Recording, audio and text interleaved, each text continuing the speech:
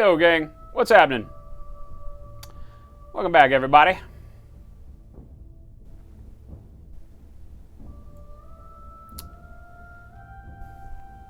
Howdy. What's going on, Houdini? Pop goes the monkey. What's going on, man? Funny you should show up today. I was going to show off some stuff. A magic box that came in the mail from you. Ugly, what's going on? Zydlik, Drago, Big Bob, Grant Kendrell, welcome back. Captain Flashart, what's happening? DJ Phil, what's going on? Max Payne, welcome back. I did. As a matter of fact, that's one of the first things we're going to do on the show today. I've got stuff pulled aside here in what should be familiar bubble wrap and zip locks to you. We'll be showing that off once we get some people rounded up and in here. And the day started off. Look at that. Great minds think alike. And sometimes so do we. Rocket Chicken, what's happening? JDA, Avatar, what's going on? Welcome back, guys. You like magic things? I like magic things. Drago! Holy hell, 11 months, Drago! Are you kidding me? Hype it up for Drago. All the support, all the love. 11 months. That's nearly a year together, my dear. Nearly a year. A true anniversary is at hand. She says, party hard. Max Payne, you need to get some of that Pop Goes the Monkey stuff. His designs are great, and because he enjoys wargaming, it's right. Like, this stuff fits, right? It's not just, you know, people trying to make money off of a niche market. You know, his love for the games and stuff. I got to hang out with him a little bit at Adepticon and had a great time eating dinner, telling jokes. Bad jokes, of course. And just loving it. So, good stuff. Really good stuff. Faux show. Aren't I tired of you? Isn't that the other way around? I'm surprised you guys aren't tired of me yet. What's going on, everybody? I hope everybody had a wonderful weekend. It is Tuesday, the first day of the week for streaming for us here. Yeah, the weekend went away too fast for me. Isn't that a weird thing? You would think when your whole life is miniatures and painting and gaming and all the things that we do around here, that you would think that it's just like, it's all just a big vacation, right? It's all just like you get lost in the tumultuous swirl of pleasure that comes around wargaming. Unfortunately, it's not like that all the time. My legs and pollute my britches with delight. Death by Death Nut with the sub. Holy hell. Another 11-monther death. Are you kidding me? I don't even think that's possible. Like, how is that a thing? How are there people out there who have liked us for that long? I don't think it's possible. Thank you, Death. Welcome back. This has been an automatic resub. Have a nice day. Adepticon's going to be off the chain, Pop. I'm anxious to see you again. It'll be good times hanging out. I'll be a little more organized, hopefully, by then. Oh, my God. Oh, my God. So much to do. It's funny that in our one of the things that is taking up so much time right now is planning 2018, right? It never stops, right? There's always something new that we want to do, some new place we want to head out to meet you guys out in the world at large. And in order to do that, it takes all this planning in the background. Like what just went on sale? I think Adepticon just opened the first block of hotel rooms for March, right? So that's a long way away still. Like, that's literally like nearly 9 months before Adepticon is here, 8 months. And they already did the first hotel block on the stealth, gone. So it's like, oh my God, you got to try so hard. You got to be thinking like a year ahead all the time. A year ahead. Max Payne.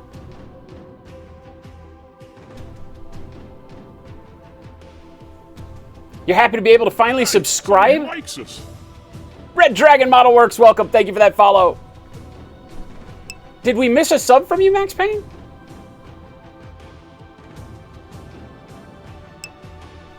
Thank you. If so, I don't know what's going on. Maybe it's a little behind. Maybe you just did it. I'll wait. But Red Dragon, thank you for the follow. Welcome, my friend. You're in the same hotel as you were last year for Adepticon? Where did you stay? The Embassy Suites or something like that? Something like that? Dathar, is there no button to announce your anniversary? There is. There is, Dathar. You have to continually like refresh your browser and eventually it pops up.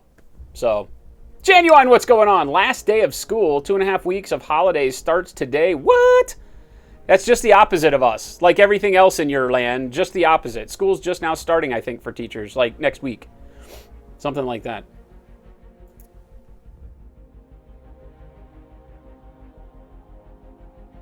Well, Max, hopefully it'll come through. I didn't see it. Unless it came through and I missed it. It says sub, Max Payne, 1, first, July 25th. What the hell? Did I just miss it? Was I just yapping? Thank you, Max. Thank you for that support. Mucho apreciado. I'm just a horrible person is all it is. Thanks, Max.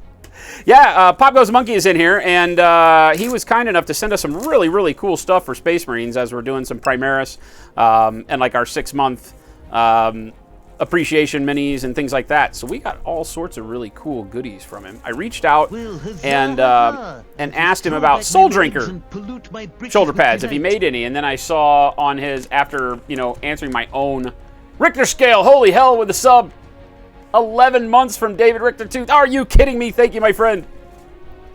So yeah, so look at this. Like I said, hey, do you have shoulder pads? And I don't know that I just didn't read the thing or what, but these are freaking ridiculous, and there's like 60 of them. Or more. 3, 6, 9, 10, 6. Yeah, there's 60 freaking shoulder pads here.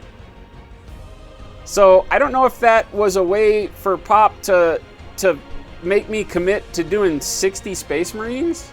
Is that the thing? Because I was doing a few, but this is going to be awesome.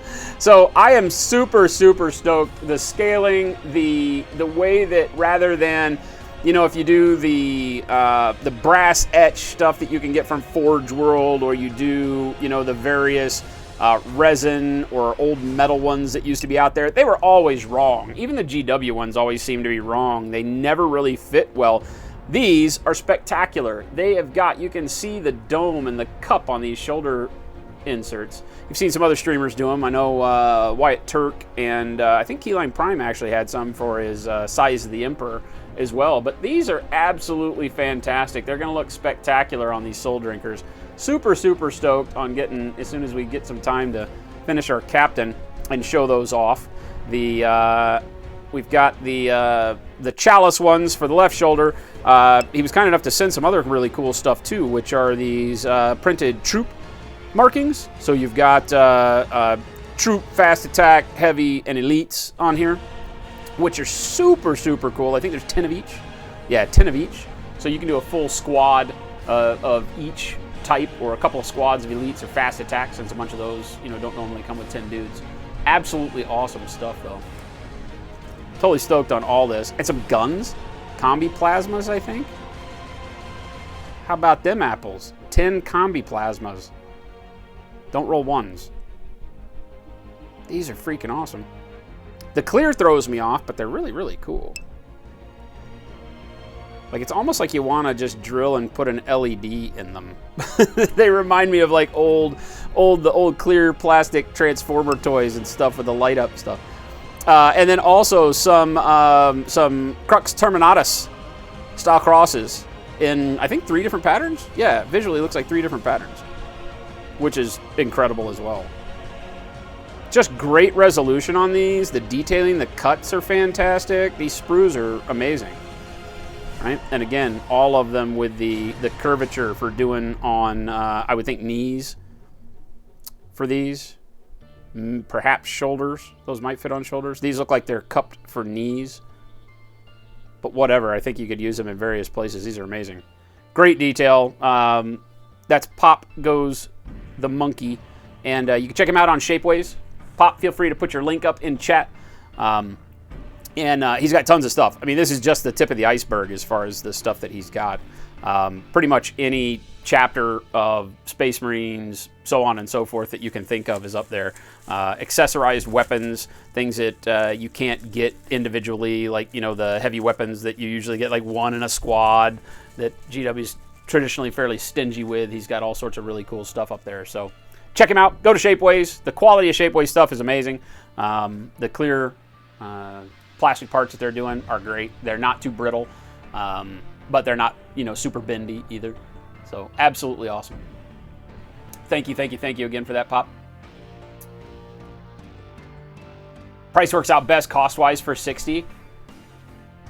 And then you have extra for always. For always. Assassin Red, those were all, hopefully you caught up on it.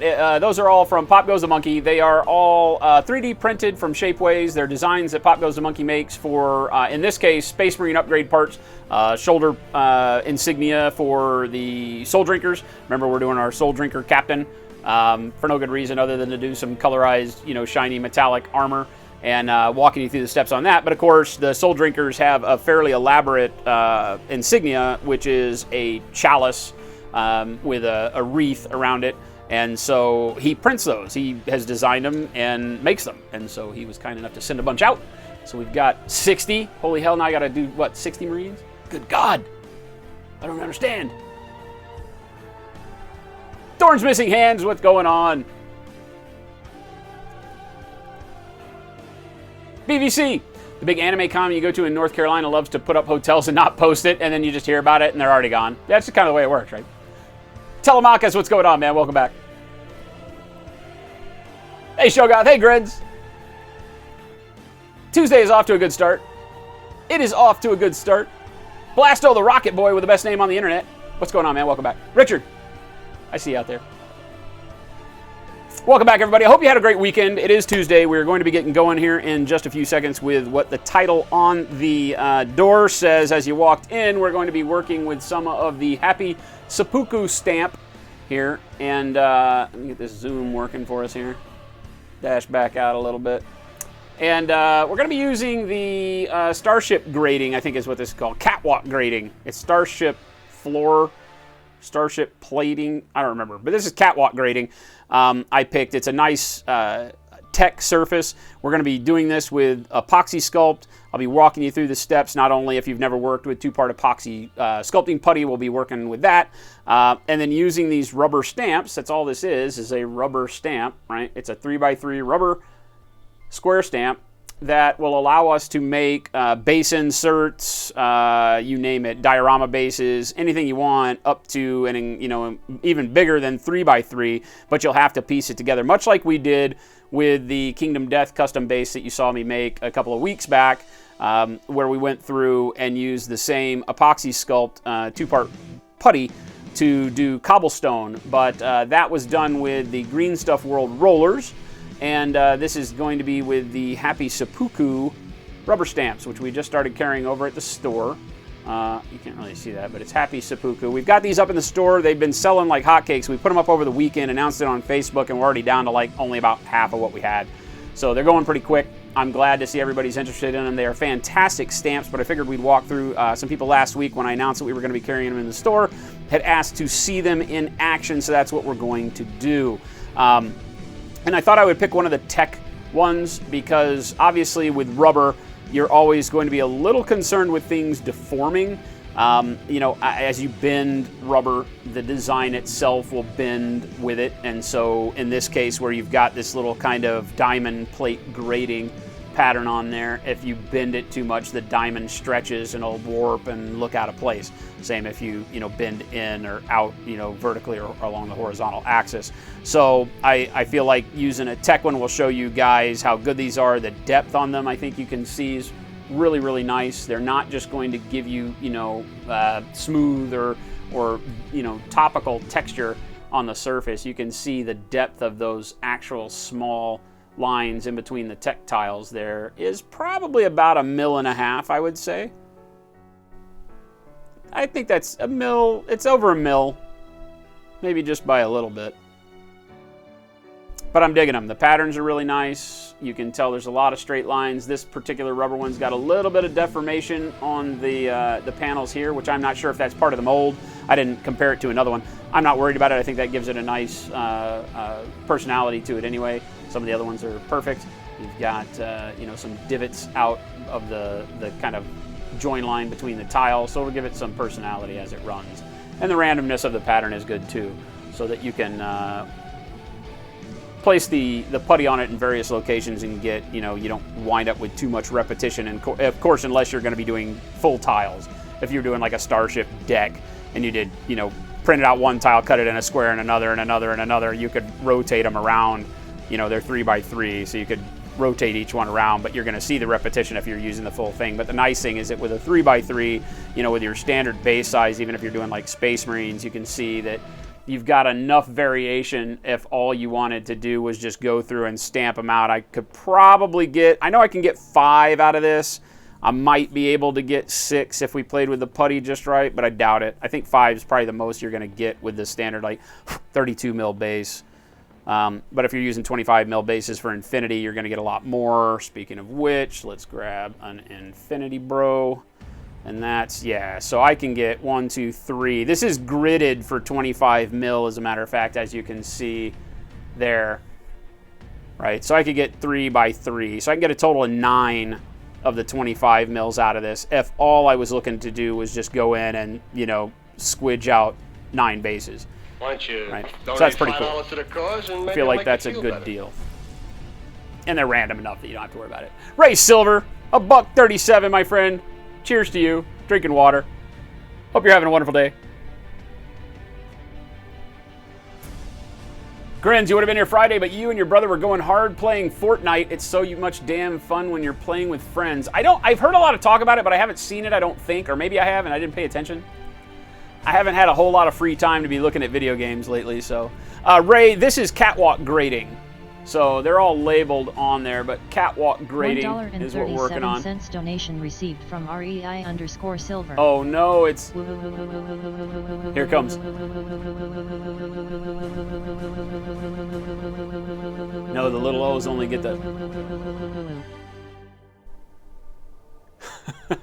She doesn't quite get a rhythm going with the little O's. Is it the zeros that she gets the song rhythm going on? Rizzo, what's going on? Chuck Whiffendiffer, welcome back. Koo, what's going on? So that's what we're going to be working on. Let's get some good stuff going. So the tools we're going to need, obviously you need the stamp. The stamps are $5 on the store, so I mean that's a great deal for the amount of use you're going to get out of something like this. You could literally do a whole army, and because of the fact that you're not going to do everyone the same, right? You could do them in the middle, out here, just maneuver them around wherever you want to cut the pieces for it. And I think you're going to find yourself, never really making the same base twice out of a 3x3. So they do make larger ones. If we see the demand in the store go up, I'll probably try to get some of the larger ones in. They make a 6x3, so it's just double wide like this, obviously for doing larger areas, or if you're doing things like Titan bases, night bases, stuff that requires more like 120 mil circle, something like that, then the 3x6 will get the biggest chunk of a base, even that size, done in one pull. So they do make a little bit of variation to it, the same way that Greenstuff World makes the standard 6-inch, and then they even make, I think, a 12-inch rolling pin for doing larger stuff as well. Some updates with that. Greenstuff World has said that they will actually sell to me at dealer, like create a dealer cost for me. So I am working with them to see if that dealer cost is going to work well enough for us to get the stuff shipped from Spain and still be able to make enough money and offer a fair enough price to you guys. That stuff may show up in the store coming up pretty soon. That's the rolling pins that you see me use from Greenstuff World. I don't remember what I did with that last one. Is it over here someplace? Yes. These. Right, you've seen us use these a lot. This is the Tri-Hex Infinity, like Tech Grid one. I love these rolling pins. I use them quite a bit as well. Just because with the stamp, the nice thing is that you're going to watch today the variance and why both of these are very, very useful, and why one isn't really comparable to the other only, via the the actual texture that it's laying out is the only thing that I would say, separates one from the other if one happens to have a design that the other doesn't. But with the stamps, I'm able to turn the stamp over and actually stamp onto a base. We're going to do that today. So if I just put putty on a base, I can turn it over, press it into my base, bam, done. Whereas with the roller, you're not going to roll an individual base very easily. It's going to squidge the putty out to the sides. So this is more for rolling out a big flat piece, and then like you've seen me do, use the cookie cutter and stamp out. The stamp can do that too. Obviously the stamp is limited in its scope that it can do in one stamp. It's a 3x3, so you're gonna roll out some clay. We'll do that today. We'll stamp it, and then we'll be able to cut out of that. But the rollers are nice if you want to make longer stretches. You saw the stuff we did for the Kingdom Death base. We did very long runs of cobblestone with that. So just a little bit of difference in their flexibility. Looks like I let some clay dry on this one that I got to clean up.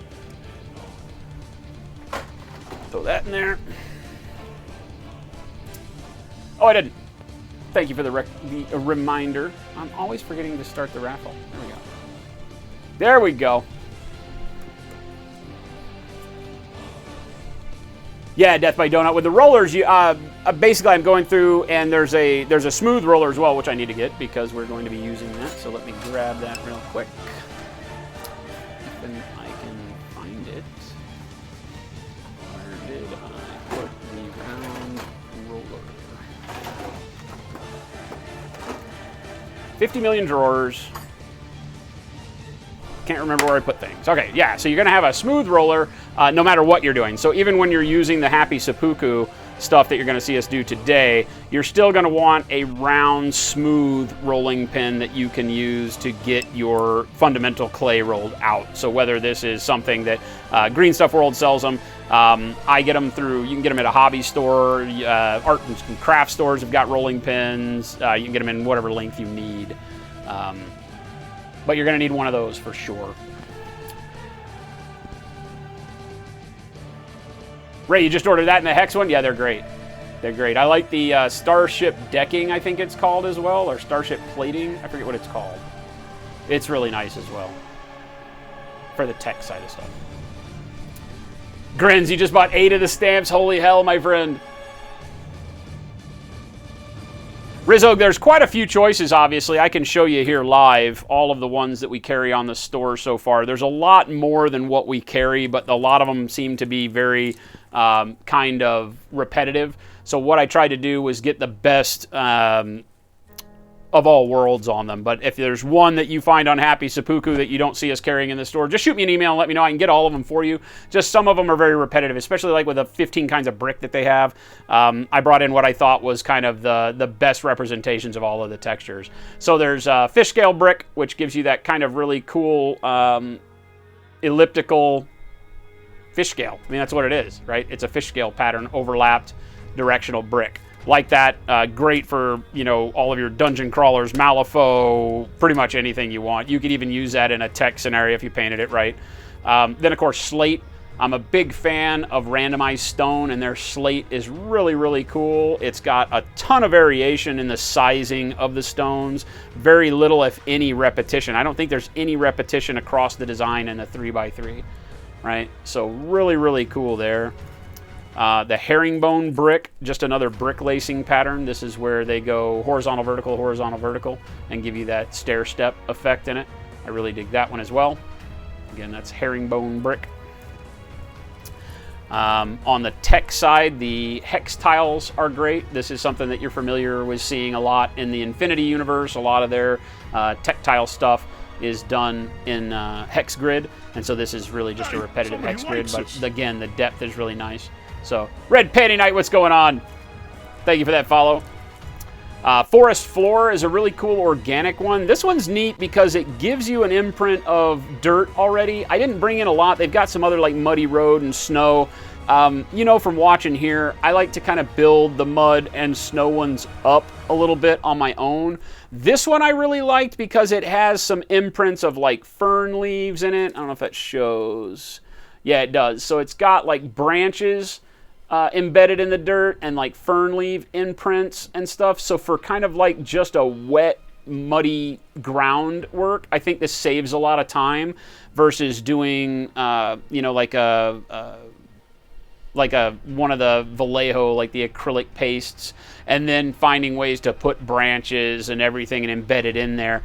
Generally, I don't go to that level, and so having that already started here I think is really cool. You could get some of the like the autumn leaf mix and things like that and press it in after you do the putty and be done. So it gives you a lot of really neat kind of organic feel if you're doing like Sylvaneth or something like that. Or Elves. Temple Courtyard, another one. Again, just a really natural stone, but in less of a cobble. The cobble is more of a rounded stone. This just, again, gives you more of a rectangular brick pattern.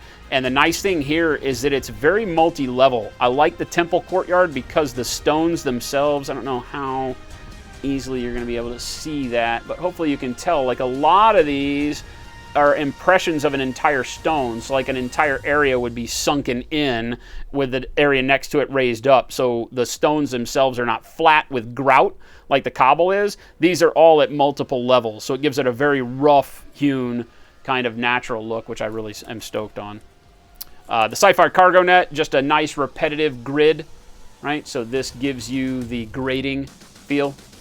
This I like because not that you would necessarily do it on an entire base like this, but that you would cut out sections of clay and make it like vent covers, and you could do like in the middle of the hex tiles, you could do a vent with hex around the outside. So I think this is a really good accompaniment for that.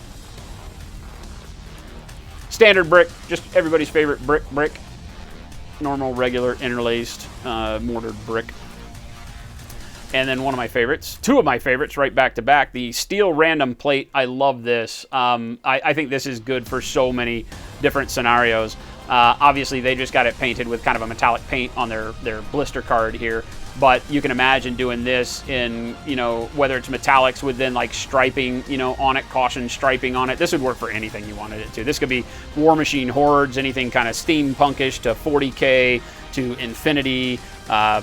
Anything you can come up with, you could do with this. Malifaux, Wild West X. I'm looking around the board here. I think that anything, you know, any game I play has got some form of metal. Maybe not Bushido, but other than that, I think you can get away with it. And again, very, very nice random patterns on all of these, so I'm digging them.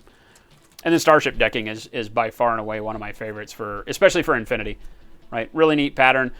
Yes, repetitive, but just placing your cutout on it is going to make all the difference in the world for where it does. But obviously, if you were doing a squad of you know, Terminators or Space Marines or something like that, especially for something like Space Hulk, this would be fantastic. Even like Necromunda. Flagstone, again, just a nice cobble, more rounded. I guess it does have some rectangular stone in there as well. But just a nice kind of rounded cobble. Not quite as big as the cobble on the Greenstuff World ones, which is why I like it. It's a lot smaller. Wood plank. Always nice to have something that gives you natural wood plank in a texture rather than having to carve that. I get so tired carving wood plank floors. So just a nice one to have. And then ferns. Again, like the forest floor one, this one gives you the reverse, the actual fern on the ground rather than just the impression of the leaves. So you could mix this with the forest floor. If you got the ferns and the forest floor, if you're doing Sylvaneth, Elves, Lizardmen, anything like that, I think the combination of those two works really great. And then last but not least, Castle Stone, which is just a huge brick. Right? It gives you a different size of a brick there. But I dig them all. I think we got 15 or 16 total designs that we're carrying in the store, which I think is plenty. But there are some others out there. If you see any of the other ones, just let me know. We can get them for you.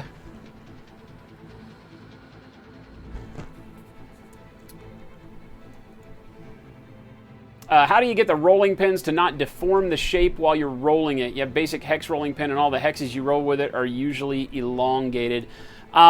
So I'll show you the way to make sure that you keep all of that stable. Maybe what we'll do is we'll roll out some putty, and I'll use both. I'll use the rolling pin, and I'll use the stamp to show you the differences today. How about that? And I'll grab a tech one on the rolling pin side too. Let me see if I've got just the regular hex somewhere close by. Yes, I do.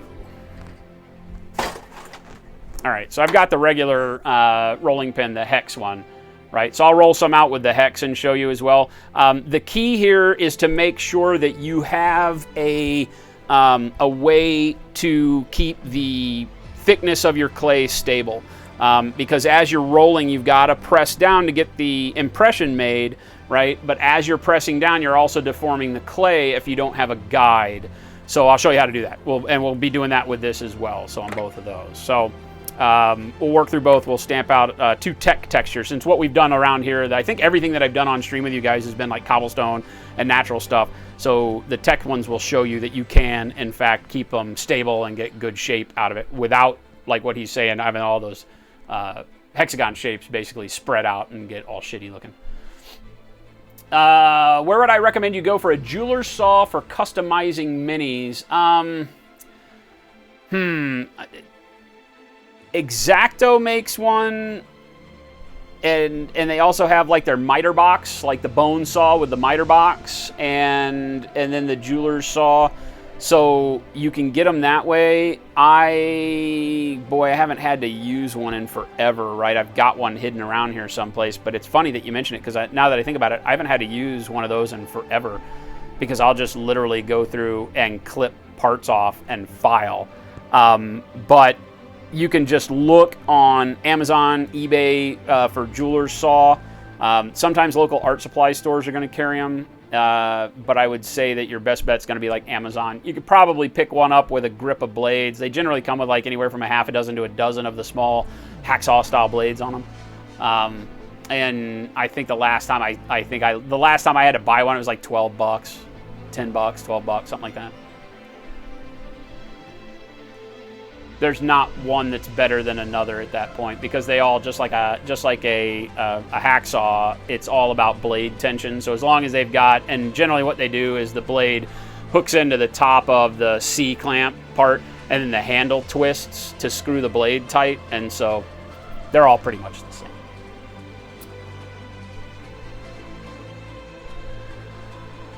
Grins, thank you, my friend. Do I think using a 2-part casting resin would be safe to use in the Happy Sepuku stamps? The Illuminite 2-part resin. The problem with that, with the casting resin, is that you're starting out with it liquid. So, Grins, how you get it to set up? Are you talking about building like a block around those Happy Sepuku and then pouring it in? Maybe. Myrtle, thank you so much for the resub. 10 months in a row. Thank you, thank you, thank you. I guess that's my only question, is where you think the resin's going to pour, right? Because with a 2-part casting resin, it's all liquid. It sets pretty quick, right? I mean, you're talking minutes for it to set in a small amount like this, right? Mold wall. Yeah, if you did a mold wall, then you're probably okay, as long as you can keep everything flat, you know, so that you're just going to want to work on a level surface, right? Because unlike being able to constrict it in, well, I guess if you did it with a complete top, you'd be all right. My fear would be that because what you're going to be doing is turning it over and putting it on a base, so you're just going to want to make sure you're working as level as possible, so you don't get an abnormal pour. So as you cut out a part of a base or use it and put it on there, it's higher at one end than another. Just be careful of that. That's the only thing different than your standard pour. Because if you're doing a standard pour in a block, it just makes a block, and it doesn't matter how it's set, as long as the resin gets into all fills the mold, basically. So I don't see why you couldn't. Now, I don't know with their rubber, right? This is like tire rubber, so I feel like the heat of a resin curing isn't going to hurt it. You know, but it'd be interesting to see how many pores you would get out of it before it would start eliminating some of the finer detail. Hopefully not much. I would say, I mean, they build these for use with putties and clays.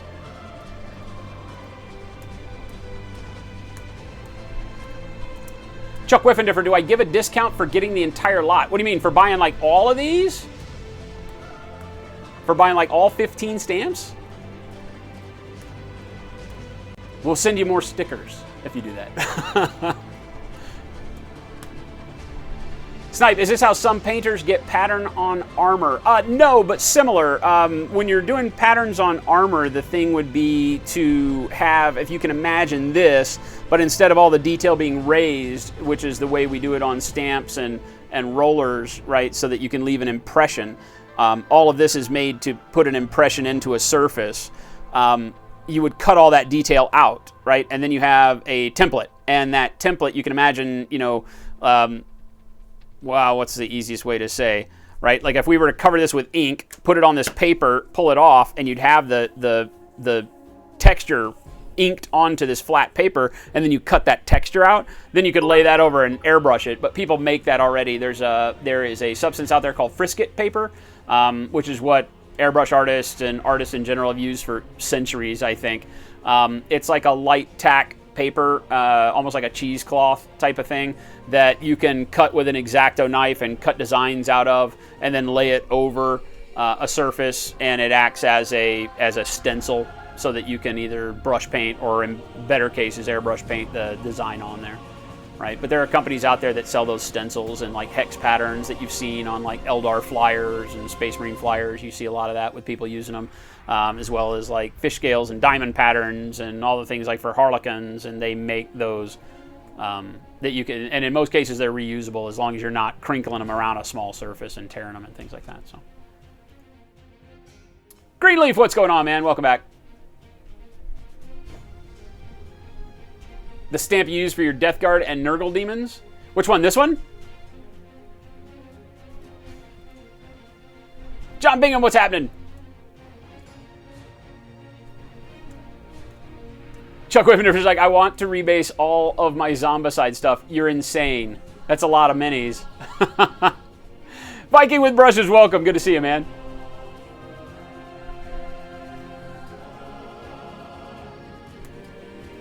Yeah, Grins, I'd be excited to see what happens with the resin. I mean, because it's the same kind of rubber, right, literally that tires are made out of, other than not having steel belts in it, right? I think it would last pretty long. I try to up the sticker count. Plus, we got new stickers that'll be here. I think the new stickers come... What's today? Like, I had a feeling they were supposed to be here today, as a matter of fact. It's the 25th. The dog just barked a minute ago. Hang on a second. I might have a surprise. Let's see. Let's see if perhaps there was a box left at the door. I'll be right back. Hey, somebody likes us. Thank you.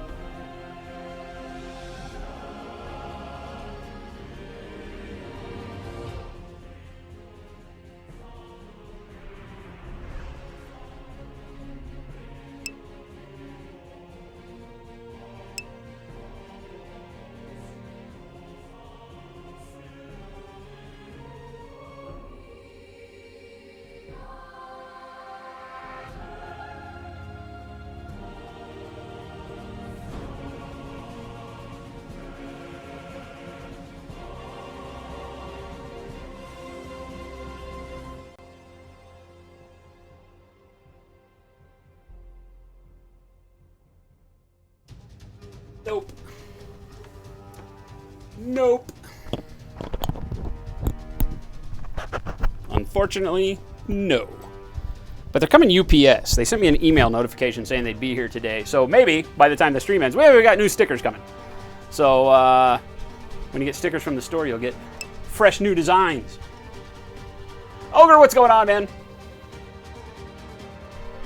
Big Bob, I've used them before. I like them. I have not used all of them, and so we're going to try out some of the tech-based stuff. So without further ado, let's get going on this. What we're going to need is obviously a stamp. We're also going to show you the Greenstuff World rollers.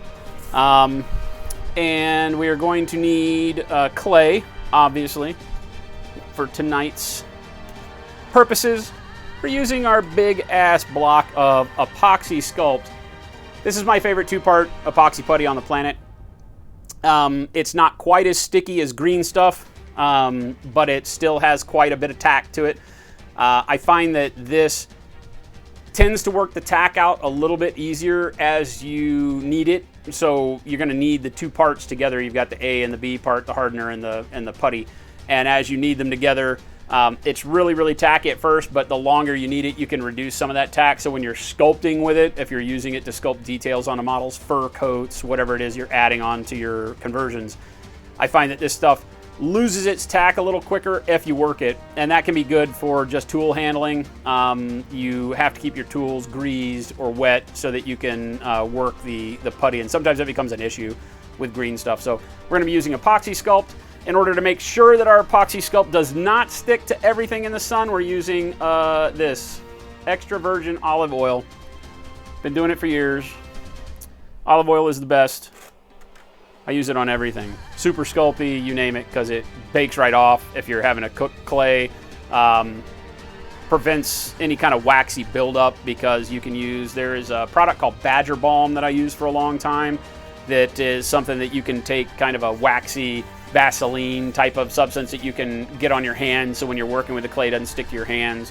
I find that Badger Balm, because it is kind of a waxy, greasy substance, that if you put it into stamps like this, it'll build up in between the details and blur the details, whereas olive oil will not, right? Olive oil, just being an oil, it'll squidge right out of the way, not a problem, unless and what happens? I just sit down and now the doorbell rings. Like legit, the doorbell just rings. Hang on, I'll be right back. That might be our stickers.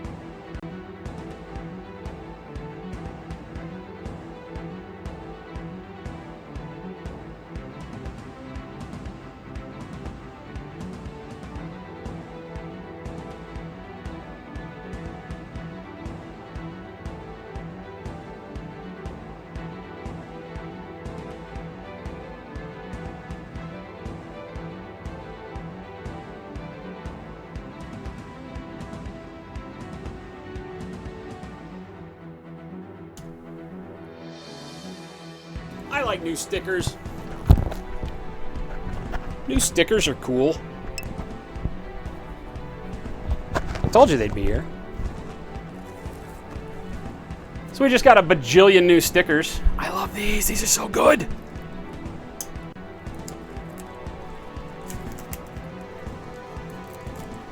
These are so good. Look at that. Oh my God.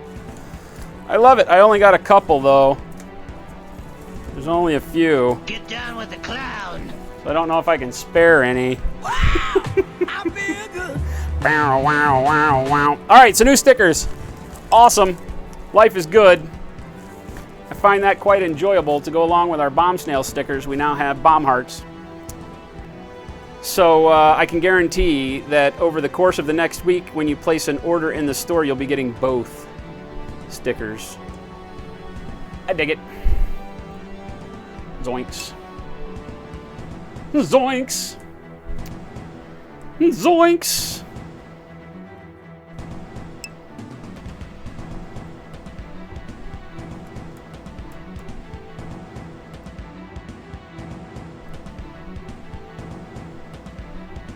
To remind you that olive oil isn't in a spray can. Yeah, we're not going to use Pam on these. I feel like that would be wrong. Although there is a Pam that smells like pancakes. They have one that I don't know what it is. It's like vanilla Pam or something. I would use that. I would use that.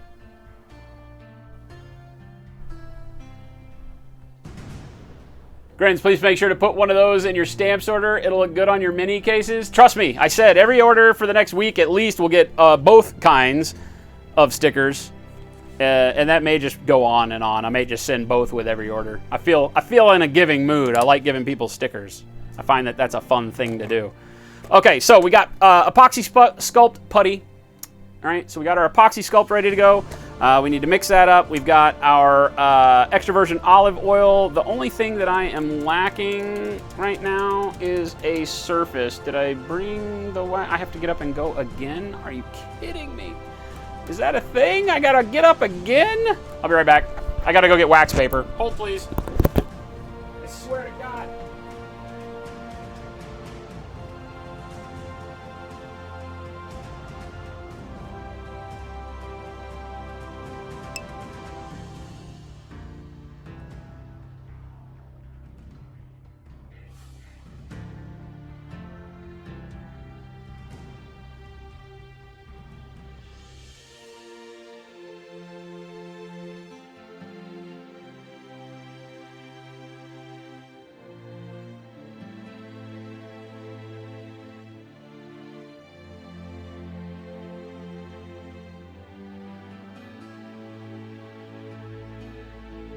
Hey, somebody likes us. All right. Finally, can we be done? Do I have everything I need? Is that a thing? I think I got everything. Ginzook, what's going on? Welcome. Sorry, guys, a little bit out of sorts there, trying to find all my supplies. Bad planning on my part does not constitute emergencies on yours. I know. Be nice to me. All right, so wax paper. Wax paper is literally the godsend for working with anything two-part epoxy putty if you're trying to roll it out, because you're not going to want to do it on a porous surface like our standard black construction paper. As soon as you roll it out, it's going to tear the construction paper up because it does have that tackiness to it, or it'll drag ink off of whatever paper surface that you're using. It will do disasters. So wax paper is the key. Remember that. Can you get 2 bomb snail loves in your next order? Only if you whisper sweet nothings to me. Pam is an excellent accessory when tanning. I don't even want to know, John Bingham. Is that the truth? Like if you spray Pam all over yourself and go outside, will you get tan? I'll try it. I feel like a hospital trip is in order after that.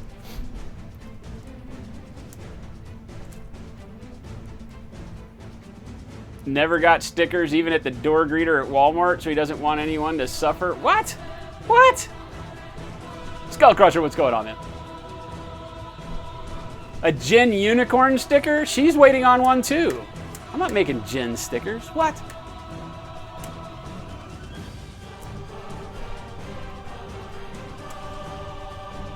No more hospitals.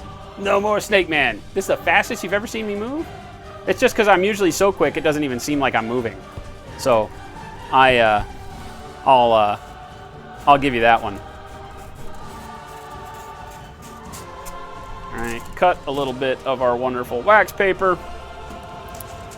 Get it to where we can roll something out that is about the right size for the stamp. Just because we know what size we kind of need, the stamp isn't going to allow us to do anything bigger than that. So I'm just going to cut a piece that I can roll clay out on, and then we'll cut it around it. The nice thing with the wax paper, as I'll show you, is that you'll keep the clay on it for quite some time. Well, until it dries, really. All right, we got everything. I think we're good to go. I got my cutters. I got olive oil, and we're gonna make some clay. So as per the norm, two-part epoxy putty, whether it's Greenstuff or epoxy sculpt, they're basically the same thing. Milliput.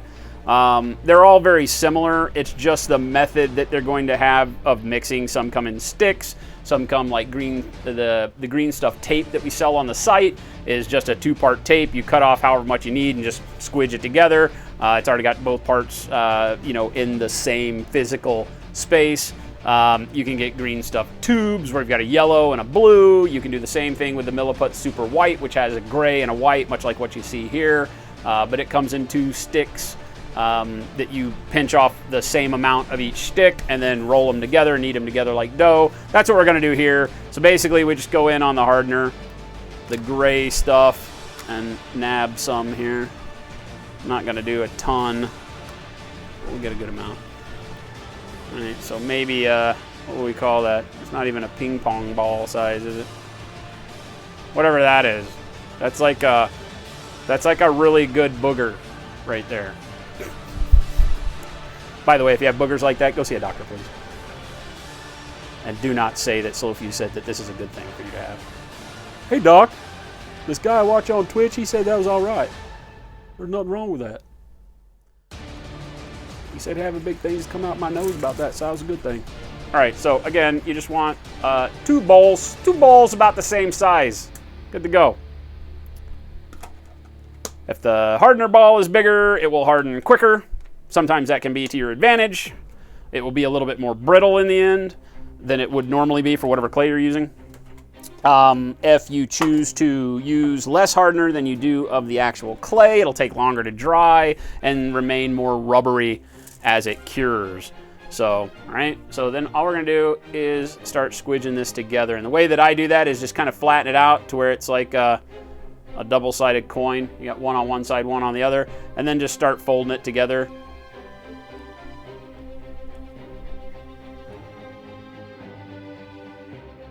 just keep repeating. Not rocket science. Tanned or slightly cooked bomb snail. You need a Thug Life unicorn sticker? Now, Ray, that might be cool. If we made a sticker that actually was like hashtag Thug Life Arts and Crafts with the unicorn looking all baller on it, maybe we could do that.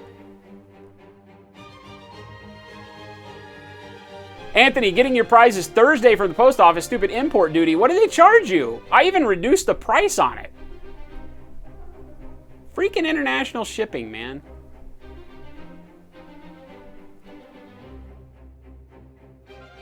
Make that happen. It needs a bandana, shades, and a necklace that says Thug Life in Old English script under it.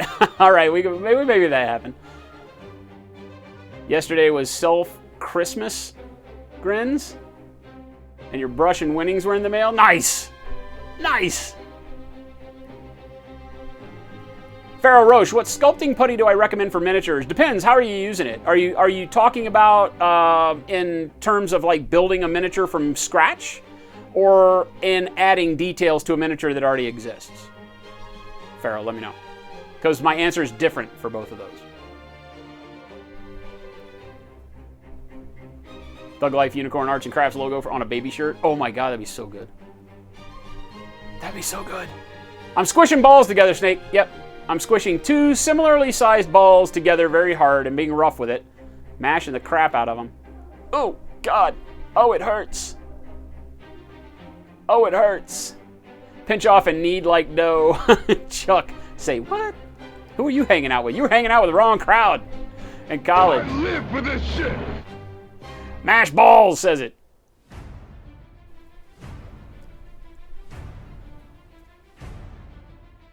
Yeah, right? At least it ain't blue.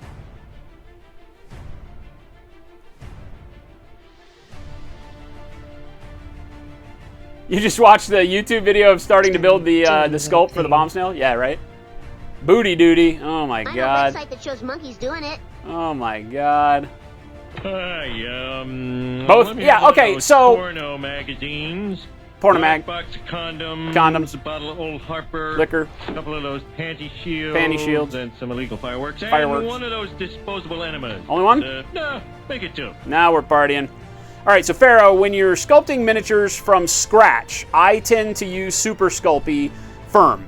And the reason for that, it's the gray Super Sculpey because it is workable over a longer period of time. Like, you can literally work with it forever.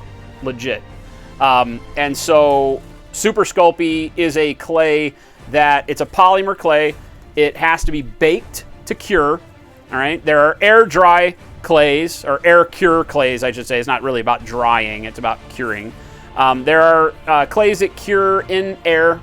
There are clays that cure as they temperature based, like, so when you heat them up, they're malleable. When you cool them down, like CX7, when you cool them down, they tend to cure and get solid, but you can always heat them back up. They never really cure. But I prefer Super Sculpey. It's just the thing I've used the most in my life and had the most good results out of, that with the way that I sculpt. So if you go back on YouTube, like someone was just mentioning in chat there is a YouTube video up on my Slowfuse Gaming YouTube channel that talks about building a armature for sculpting. And I'm just putting a little bit of water on my hand to clean off some of this gook. And yeah, and Super Sculpey doesn't cure in the air. So I like to work on sculpts over a long period of time. As you guys know, all the sculpts that I've started here on stream are all in, like, you know, half done, if that kind of states. So the Super Sculpey works really great. It's very, very workable with normal sculpting tools, so you can use the same tools that you would use for like Greenstuff and such.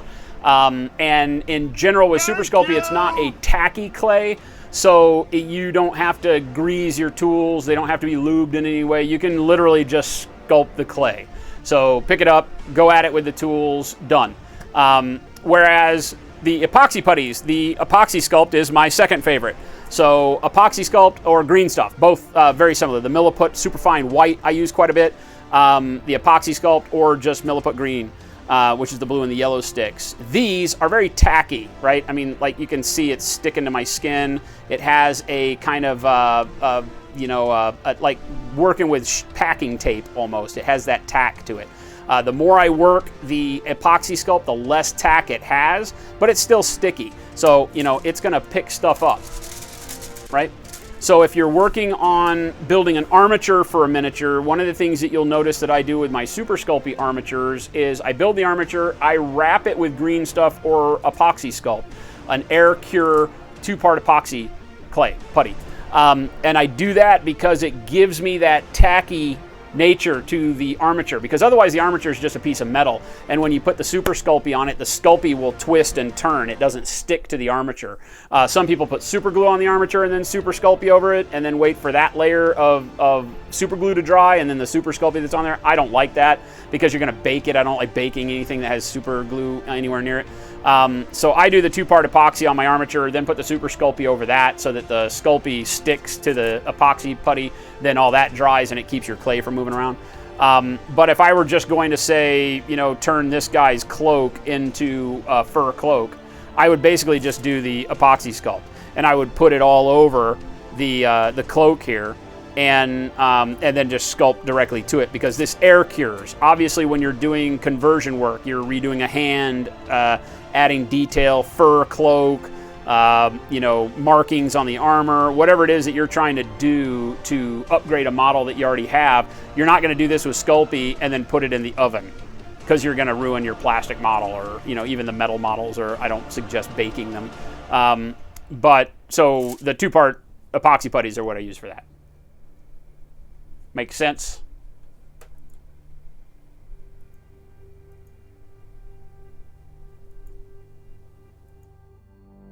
Psychotic, what's going on, man?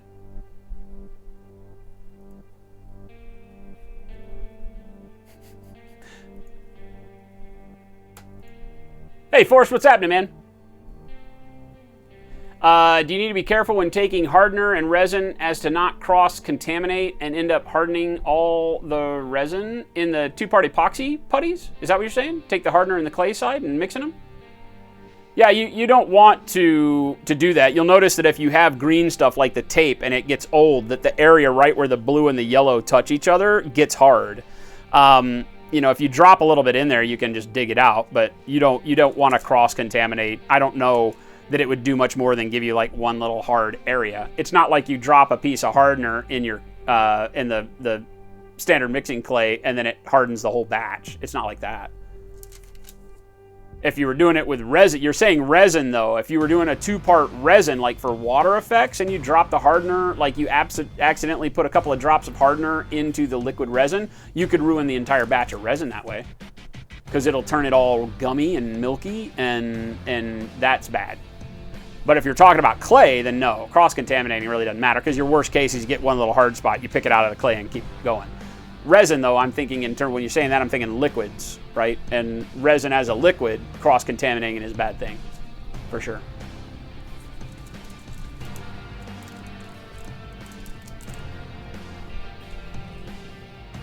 Oh, I've got much better than a hobby oven. I have a kiln.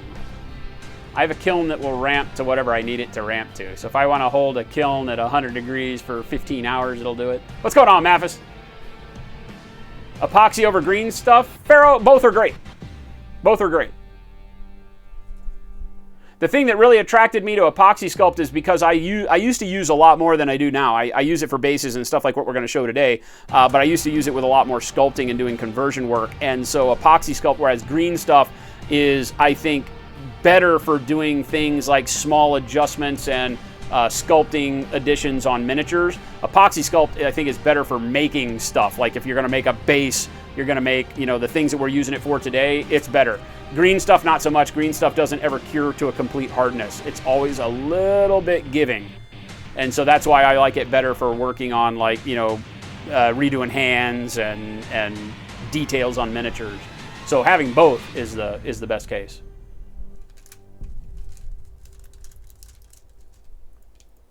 All right, so now we've got some here. Let's go ahead, and I'm going to pull this in half and set half of it aside so we can roll it out for the roller side of things and the other part for the stamp. All right, so I'm going to set part of it over there, and then this one roll into a ball, and then put it on our wax paper. And we use the palm of my hand and flatten it out into, you know, just a disc. is all you're trying to do. So again, all I did was take whatever chunk I had from kneading it together, take it in your palm, roll it like silly putty, go back to your freaking preschool days and remember all the fun you had with silly putty and making your mom mad and rubbing it on the wall. Maybe you did it with your poop, whatever. All right, and then you just have a sphere of it, then take the palm of your hand and just press fairly firmly down onto the wax paper, right, and make a disc of the stuff. The disc doesn't have to be, you know, equal thickness. I mean, it's nice if it is sort of equal thickness, but you're not worried about that right now. You just want a disc. And the reason for that is that as we roll this out, a disc gives us the flexibility of the shape we wind up with. We can roll a disc into kind of a square, rectangular-ish, kind of a equal size shape easier than if this was a tube, right? If we just roll it into a clump, you know, like if we just kind of do this and throw it down, right? When we start rolling this shape out, it's going to be longer and narrower. So you start to realize, depending on the shape you need for stamping or rolling, you might want to do a tube like this and then squidge it down and you get more of an elliptical disc than a circular disc. And that's fine. Now as we roll this, it's going to be narrower in one direction. So if you're using the roller, that's probably better. So we'll keep that one off to the side for the roller. But here we want to use this one. Now, somebody was asking earlier, how do you make sure that when you are stamping that you don't make the design get all out of whack? And so I use these. These are called card spacers.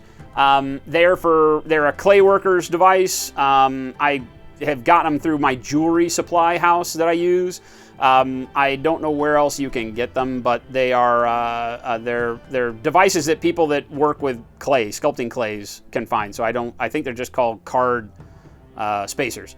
So what they do is each one has a varied thickness. So if I zoom in here, you can see how the red one is 2 of the green one's thick, and I think the green one is 2 cards and the red one is 4 cards thick. They base that off of playing cards. These are like if you take a stack of playing cards, you could do the same thing. So if you had a stack of playing cards at your house, you could do the exact same thing. And I think what we're working with here, if I remember right, I think this is equivalent to 6 playing cards, maybe 7 playing cards, right? But all in all, this is probably about 1.5 mil thick on this one, maybe 2 mil, and then this one's 1 mil. So, you know, you're close to 3 millimeters tall is what I'm going for here, right? And that's a good size that I've found that allows me to get enough detail into my stamp without going through and making this so thin that when I put it on top of the base, it runs the risk of breaking, chipping, things like that. You want it to at least be sturdy. So that's why I do it this way. All right, so you take these and lay them on either side. And again, we're gonna have to roll this out. So I've got my clear roller, no texture on this thing at all.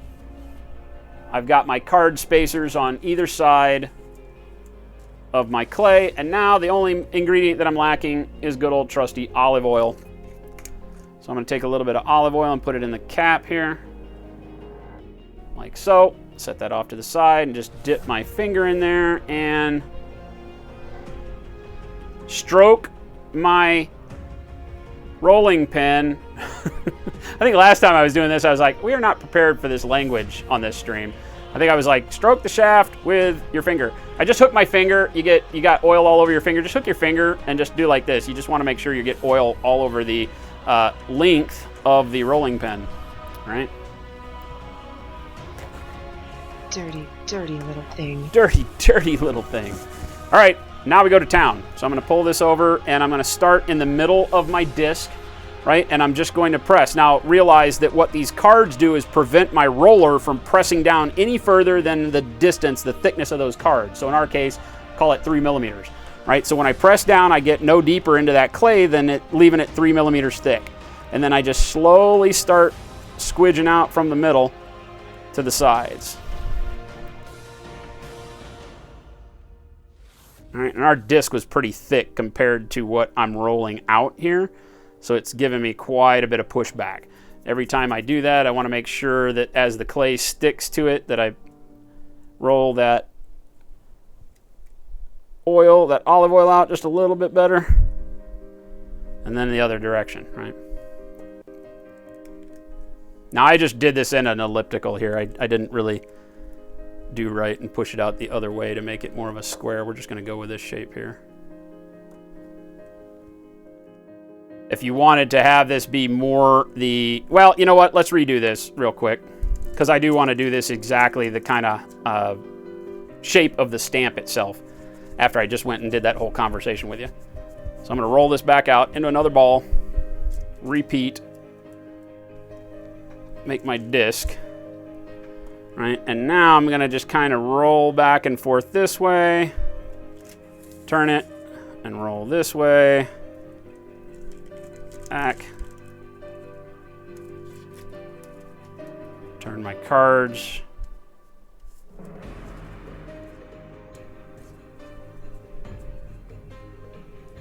all right, I'll move it a little bit out this way. I'm not pressing as hard as I did because I don't want to get all of the thickness out of it, so that I can still maintain the spread. So now I'll turn it 90 degrees again.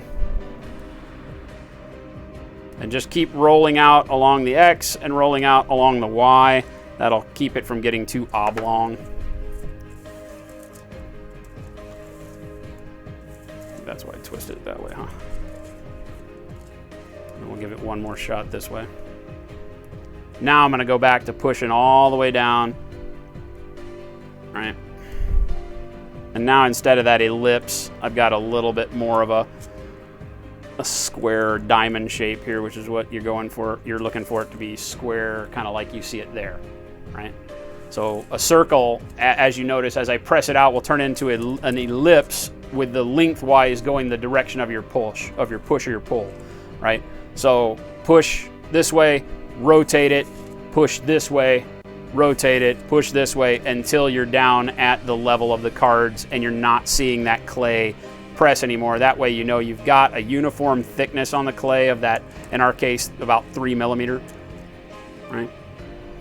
And it gives us a good kind of square-ish stamp surface like this, all right? Now what I want to do is I want to make sure that I leave,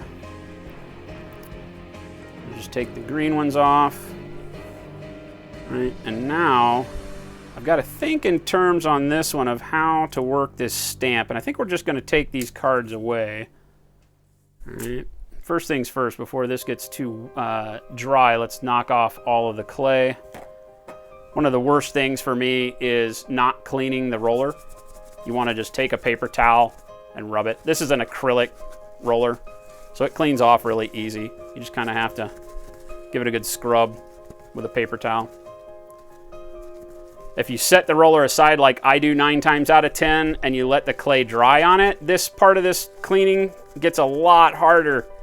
So do yourself a favor and do it immediately after you're done rolling, because you will build up clay if you're no matter what you're using. Even Super Sculpey leaves a little bit of a film on there. The Super Sculpey isn't ever as hard to clean because it doesn't cure unless you bake it. But on stuff like this that air cures, we just want to make sure we get it cleaned off of the center there. That way we don't have to worry about it, because once it dries, it's a pain in the ass. You got to chip it, and if you have to go chip it off of there, then you run the risk of scoring the surface of the rolling pin. And once the surface is scored, of course, that'll leave an impression.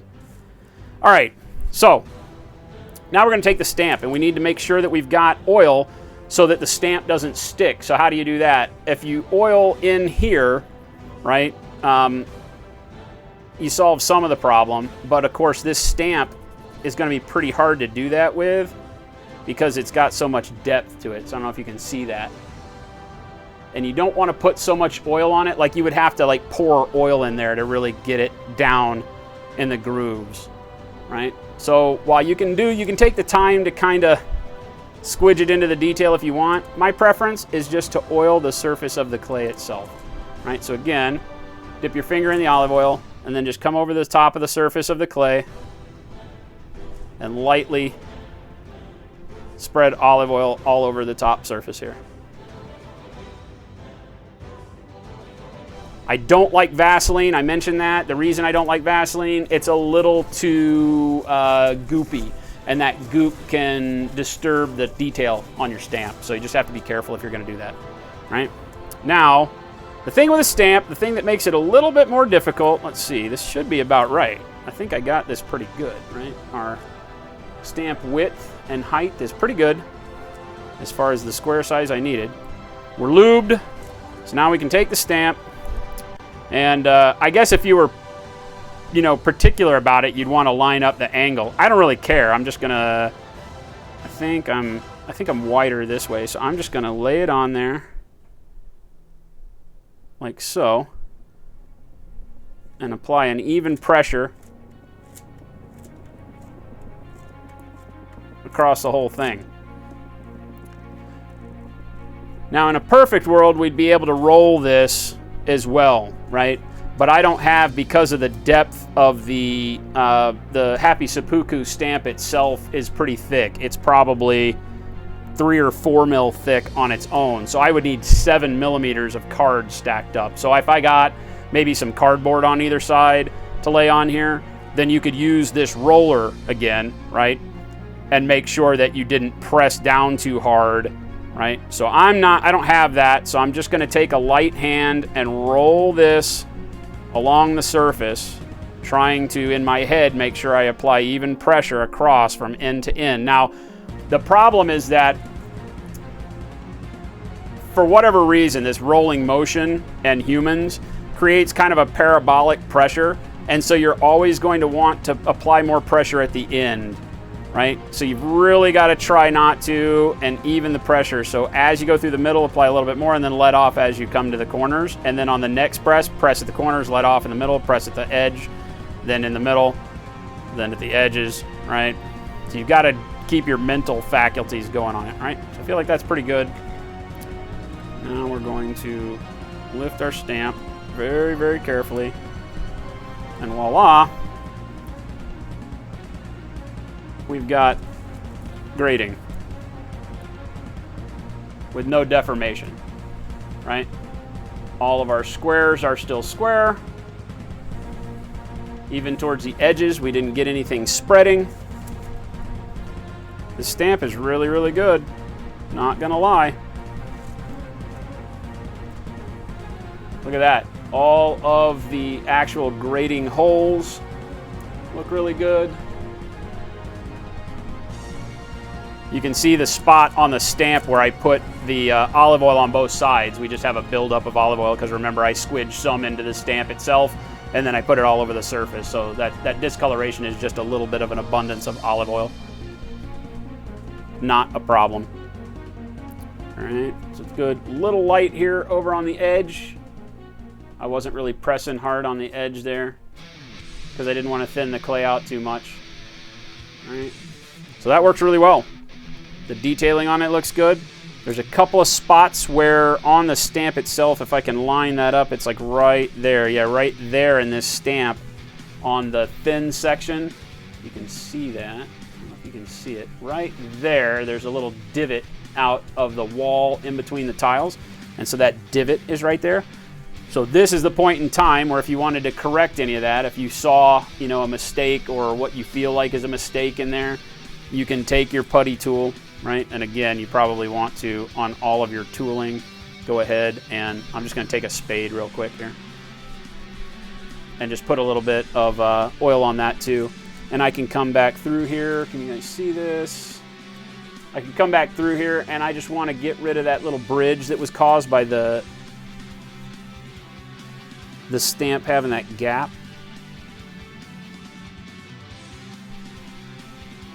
So I'm just poking with my spade and then evening out that line. All right, so I can get rid of that, look around and see if there's any other details like that. I think there was another one. Yeah, there's another one right here. Oh, there's a big one right there.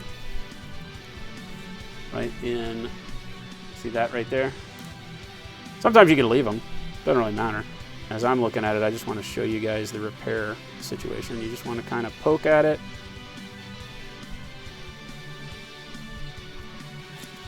And then draw your tool laterally to get rid of that. And I think I saw another one right up here.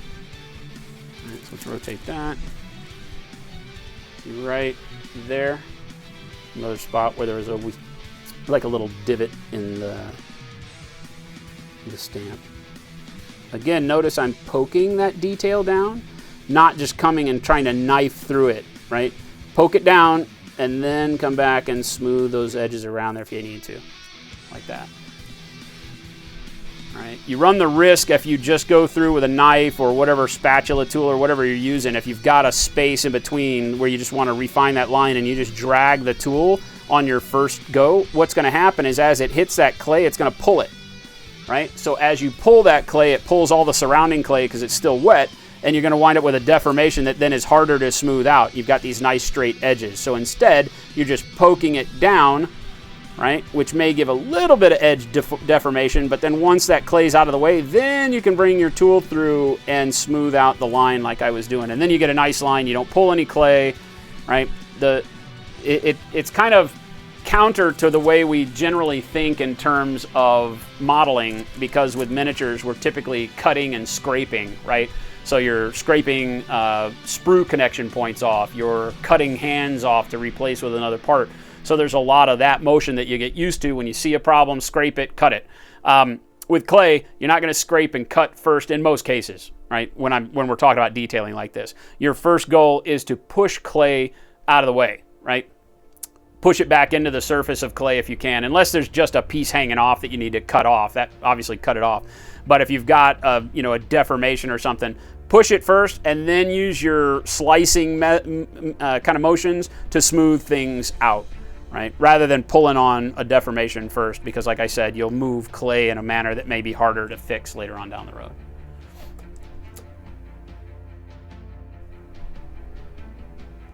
Olive oil, much like coffee grind, is not good lube. Is pre-shave oil forced? I don't think that should be how you're doing it.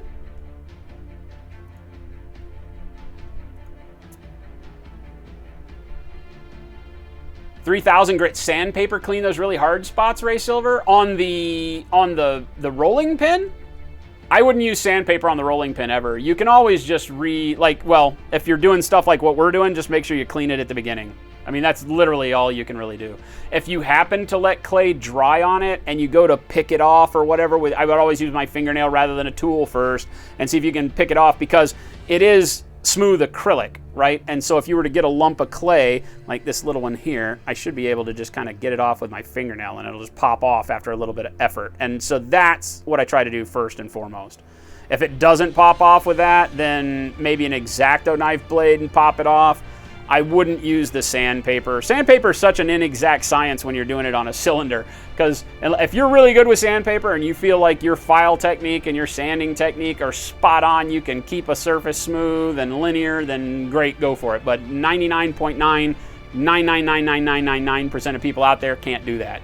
So I don't like to tell people, yeah, just sand it off, because you're going to wind up sanding a divot.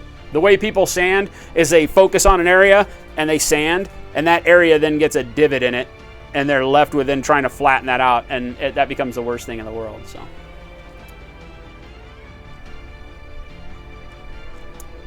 can you show us how you do it without the card things and the roller for those of you who are super ghetto, Ray? Okay, so you have to have some form of a roller in order to make this kind of stuff happen. Or if you wanted to do it, let's just do one on a base. How about that? Let's just take a base. I don't know what I got around here. I got bases galore though. Let's take a base. Here is said base, although this has a freaking slotta in it. Is that going to hurt us? Yeah, here's a 25 mil base right here that I'm going to use, that I haven't cut the slot out of yet. So let's do that. Let me grab an X-Acto and cut the little burr off the side, and I'll show you how you could make a base, if that's all you're trying to do, without the roller and everything, all right? For you ghetto guys, as Ray put it. All right, so just a regular 25 mil base from Infinity, let's say. Let's take a little piece of our clay here, even smaller than that probably, right? Again, roll it into a small ball. Everything starts with balls around here, right? And then kind of just squidge it onto the surface here. You're just going to press it down from the middle. Now remember, this clay, while being tacky, may not actually stick long term to this, so don't expect that once you put the clay down on the base that you're done. It may pop right off of there. As a matter of fact, I would guarantee that it will in most cases. If it doesn't, feel lucky, but don't assume that just because this stuff is sticky and that it dries and feels like it's part of your base that you're golden. Pay attention, son. This is for your own good.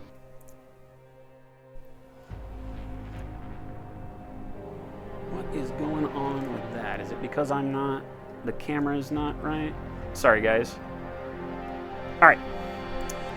So take the base, just push the clay down on it from a ball, right? So if you couldn't see, let's do that over, right? The good thing with clay, just work it, rework it, rework it, who cares, right? So you got a ball, put the ball directly in the center of the base, you know, with your thumb or forefinger or whatever, just like you did with your palm, but now obviously it's smaller. Just press from the center, right? That's all we're doing, is press on the center so that it squidges out towards the side. But don't press so hard that you get a big dent in the middle, right? You want to watch it, and as it presses out to the side, change where you're pressing, start pressing on the sides, right? So that at the end of the day, it's still sort of flat. Notice how I don't have any huge depressions in there. I've got a little bit of a depression right there where you can see some shadow, but that's fine, right? And now what you want to do is just kind of even that thickness out towards the edges. So push the clay towards the edge from the center, making sure that you've got as flat of a surface as you can. Remember, this is for if you do not have a roller. This is not like the way that I would say to do this in most situations, but you can still make a really good base with just a stamp and some clay this way, right? Now notice I've got a little bit of overhang. Can you guys see that? I want to push this disc to where it's just squidging out past the edge of the base. See that? See how I've got that little bitty lip? Not too much. I mean, if you've got too much clay on there, then yeah, you might have to push it to where it goes out further than that. But if you've put the right amount of clay on there, right? Because again, you want this to be anywhere from 1/8 of an inch to, you know, 2 millimeters thick, something like that. All right, and just try to keep as even a thickness across the top as you can, right? That's not lumpy. It's not going to be perfect, right? Again, you can just use your finger and flatten it where you want. But the goal is to make sure that all around the circumference of the base, you've got that clay squidging out just a little bit beyond the surface. That's going to guarantee that your impression is over the entire surface of the base, right? So now, here is our base.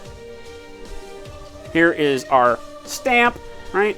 Here is our little bit of olive oil, just like we did before, not too much. And we just want to coat the surface of our base with the olive oil. Right. Handy dandy paper towel close by, and then just look at your stamp and determine, okay, where do I think I want to put it? I think I want one of these little details on there, so I'm going to try to do that. So let's pick the base up, and we'll just set the base where we want it. Let's say we want that kind of, let's say we want this detail with these things, these lines in it, kind of offset to one side. So I'll just stick the base on there like that, right? Press it in just a little bit, turn the whole thing over, and then, just like we did before, press the stamp in there. Now I can't use the roller, because it's too small. If you try to roll this, or if you try to do too much, you're gonna deform the edges too much. So you're literally just trying to push right in the center. If you wanted to, you could literally leave it with the base on this side, and just press on the base. The problem is exactly what just happened to me there. When you press on the base, it pops back up. Luckily, we don't have to press anymore because we did it on the other side. Right? But I'm not going to do it with that one. But you can imagine if you have the base on there and you press on the base, what's going to happen is that as you lift up, the base is going to have the want to come up with your finger like that, especially because you've been working with clay and stuff. So as you're pressing, it's going to move that base. So that's why you saw me turn it back over. Just as you do, the clay will make it stick to the surface. But as it sticks, just put your finger on it, turn it over, lay it down, press on the stamp itself, bingo. Or if you want to avoid that at all costs, you could just literally, if you don't care, you can just leave the base and then just take the stamp and push it on there, right? And then you've got base. And now, what you're going to want to do is, here's the thing that some people argue that there's multiple ways to do this. I would say that your best bet is to let this dry to air cure first, right? Notice how we've still got pretty good squares, right? It didn't deform very bad at the edges. But our edge overlay is such that now, because we've pressed it, notice how now the clay squidges out a little bit further. And that's what we wanted, so that anywhere where the pressing of the stamp in there caused it to deform, maybe get a little loose on the edges. See how that starts thinning out because the shape is a little thin there? We don't want that on the base. So that's why we started with that edge going a little bit over. So as we press out, it forces the clay a little bit more. And now when we go and remove this clay, we're only left with a good impression. All right, so it's good you have two choices, depending on how you like to work with this stuff. I, particular, would rather leave this to cure in the air, so that then when it's dry, I can go back and file this to meet the edge of the base. And I'm only working with dry clay so that it won't deform. I won't mess anything up. You know, as long as I'm doing it while I'm holding the, I'm not going to squeeze this on here because I'll get my thumbprint in there.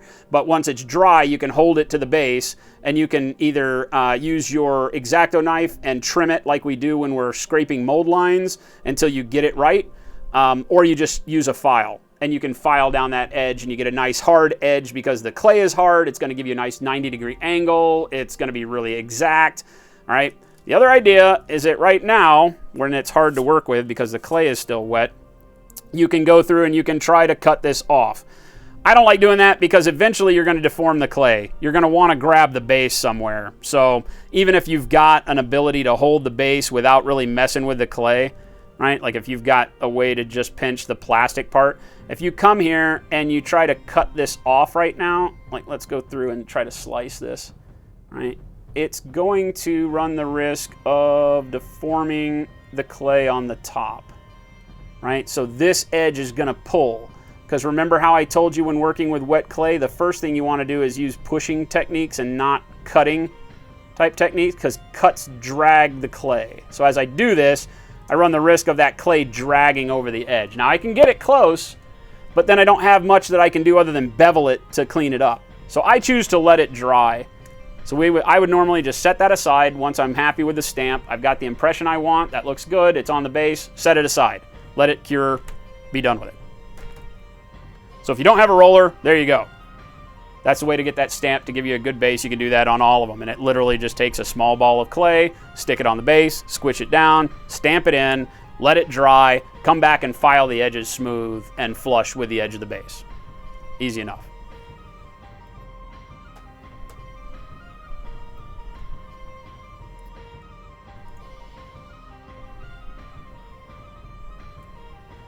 Ray, can I pronounce balls with an O instead of an A? That's not how it's spelled, my friend.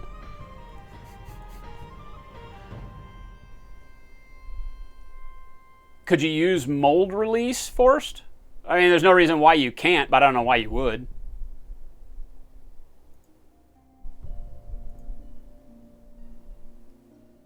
Just air cure, Captain Chaos. This clay that we're using, the epoxy sculpt, is just an air cure 2-part epoxy putty, just like Greenstuff. So it air cures. You don't ever have to worry about it. That's the reason why, if you were going to do this, now here's a good example. If you wanted to make base inserts, you could use Super Sculpey. All right, Ray, thank you so much. You could use Super Sculpey and never have a problem with it. Now here's my 25 mil base cutout right here. Right, it's my cookie cutter base cutout. It's 25 mil. So if I take this and I rub a little bit of the olive oil around the inside and around the outside of that cutting edge, so that the blade will sink into the clay without pulling. _silver. Thanks for dropping the knowledge. Not a problem, Ray. It's what we're here for. All right, now I can take this clay that I've already had here, and I can say, okay, let's cut it right up here at this top corner. All right, I just press it into my clay. Just like a regular cookie cutter, once you're in there, you want to just do a little bit of rotation to make sure you got your clean cut. Pull it back out. Now I have a 25 mil nice edge, right? So if you got the tools, this is the way I recommend it, because now you got a base. There's a 25 mil insert done, right? Now, you could do this with Super Sculpey. If you would rather not work with 2-part epoxy putty, or it's not what you have, you want to just go to the store and buy Sculpey, good. Roll it out just like we did here, impression it just like we did with the stamp, cut it with something like this, and then you can take these shapes and, you know, if you've already got them on wax paper, so you can take this, like here, let me cut some more out of this, right? If I were to just go right up next to that, do another one right next to it. My fingers have got the oil on them, so I gotta be careful and don't slip and lose that. Okay, so there's that one. Then let's say we want to grab the 30 mil. I want to do a couple of bigger bases. I'm doing whatever the hell I'm doing. I guess for infinity, I'd really want to do like 40 mils, right? Well, then we could come back in here and we could do a, let's do it over here.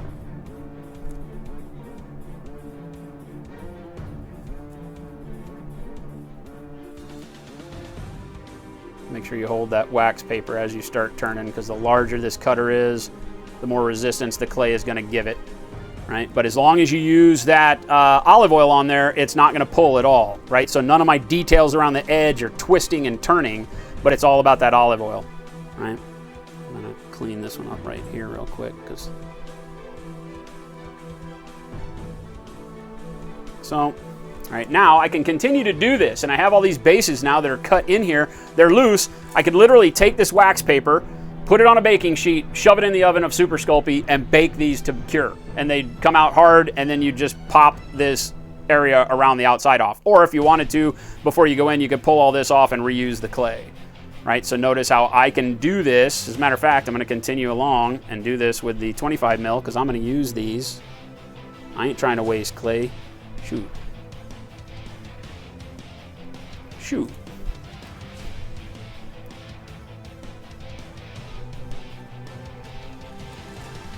Shoot. Go as tight in over here as I can. Don't know how many of these I'm going to be able to get.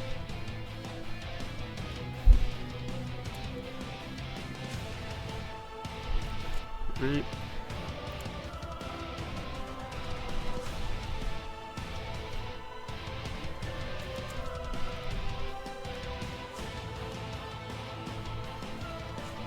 If I can squeeze one more. Hashtag not gonna get it. Not gonna get it.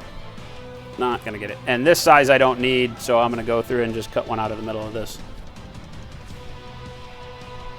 So I can get 6 25 mil bases out of this grid, which is super nice. All right. Now generally what I do when I've got this is then I'll start taking the other clay from around the outside of all of these cuts I've made and very carefully remove this inside part. I'll break it right there so I don't mess that one up. There's my knife. Get my X-Acto knife so I make sure I don't interfere with the actual pieces I want to keep. And you can reuse this clay that is the excess that you've just cut. Right? Or if you wanted to make a custom base like what we were doing before, right, you could use this outside for that. Like our Kingdom Death one used the cobblestone from the outside to line up so that if you were doing like a custom display base, all of these would look coherent. The flooring around the actual insert for the base and all that, but we're not worried about that for this guy.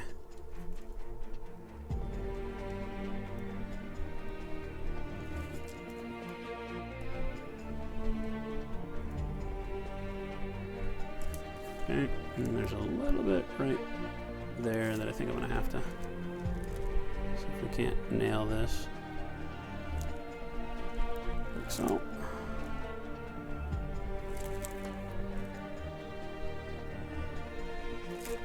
Bingo. And there you go. 6 bases done the easy way. And these are only going to have minimal sanding and filing on those edges and, you know, done deal. Then you just super glue them onto your 25 mil bases, right? So we might give these to Shogoth or something for his Infinity guys, right? So there you go. Now, these dry, the air cure, I actually just leave them just like this, right? Bingo. I take this sheet, I leave them on the wax paper, and I just move that off to the side so that it can dry. Affleck! Or Alphalotix the Phoenix. What's going on? Thank you, sir. Or Aphalot the Phoenix. What's going on? Thanks for the follow. I'm like, wait a minute. I can't tell where the X's are not pronounced and where I'm supposed to pronounce them. Thanks for the follow, my friend.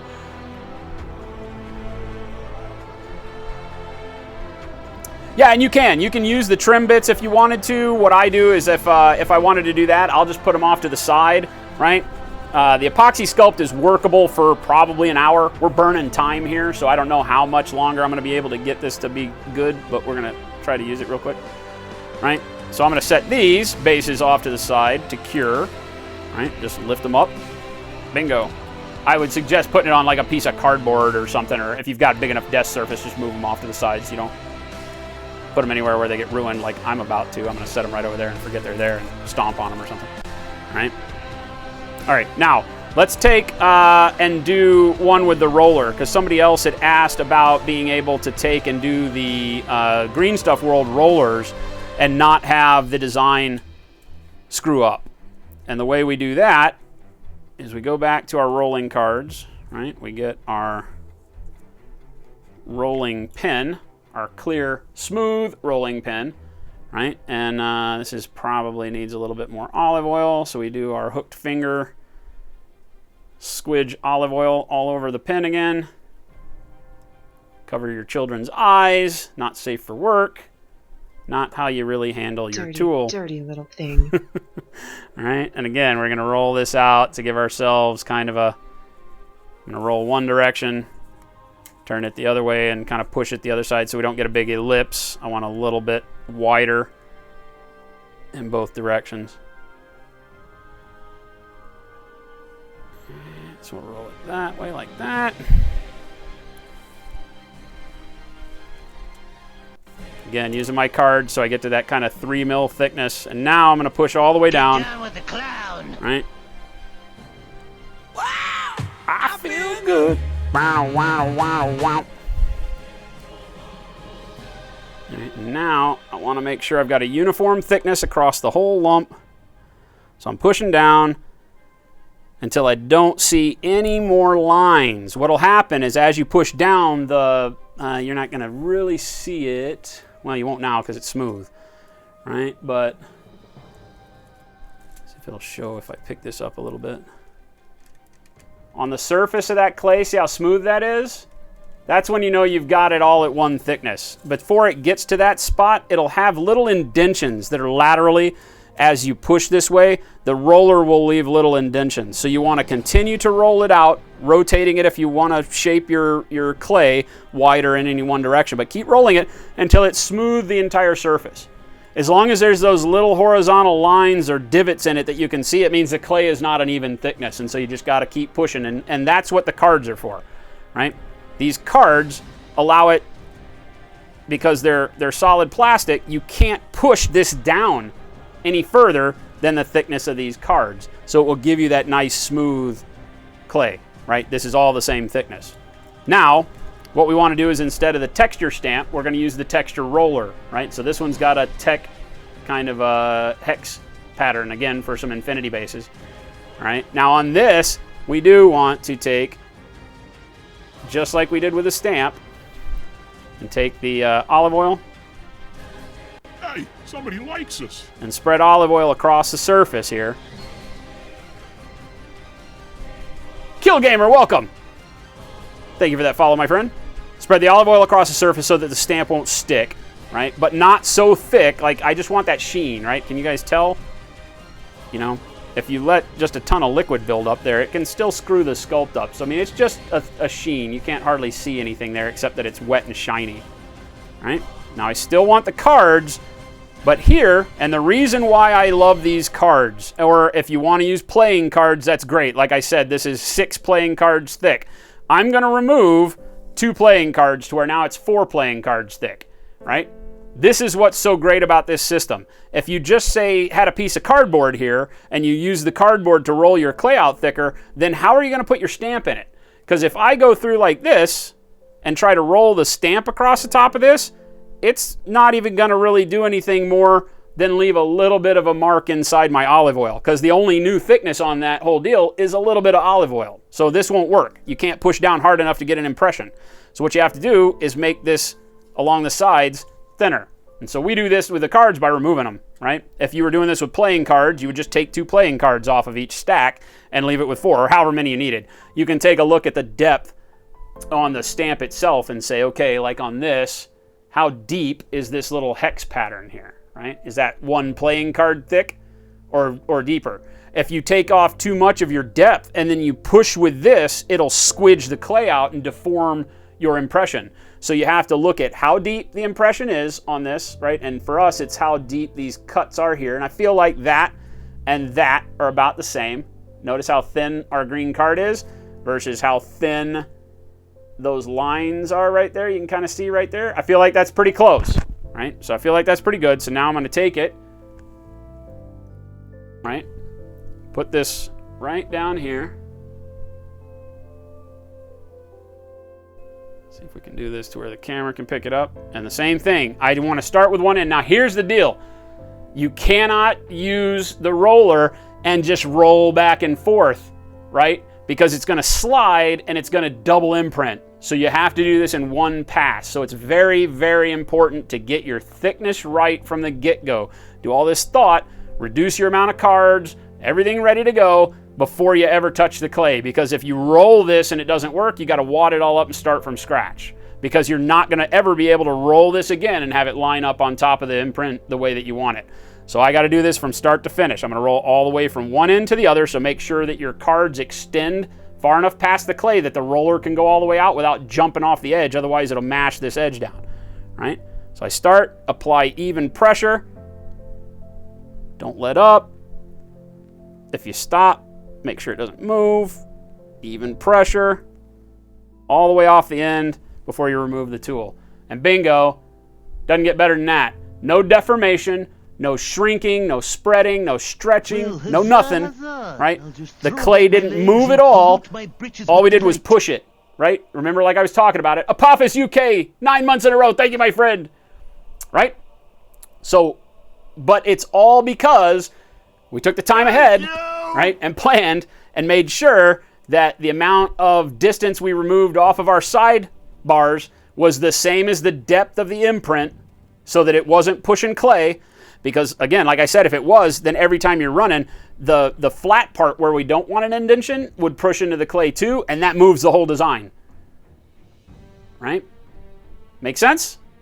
So now we've cut into the top. Only the dimension that we needed to touch the clay did, right? The imprint part. And it still left a very smooth surface across all of the other hexes, and they're all very, very nice.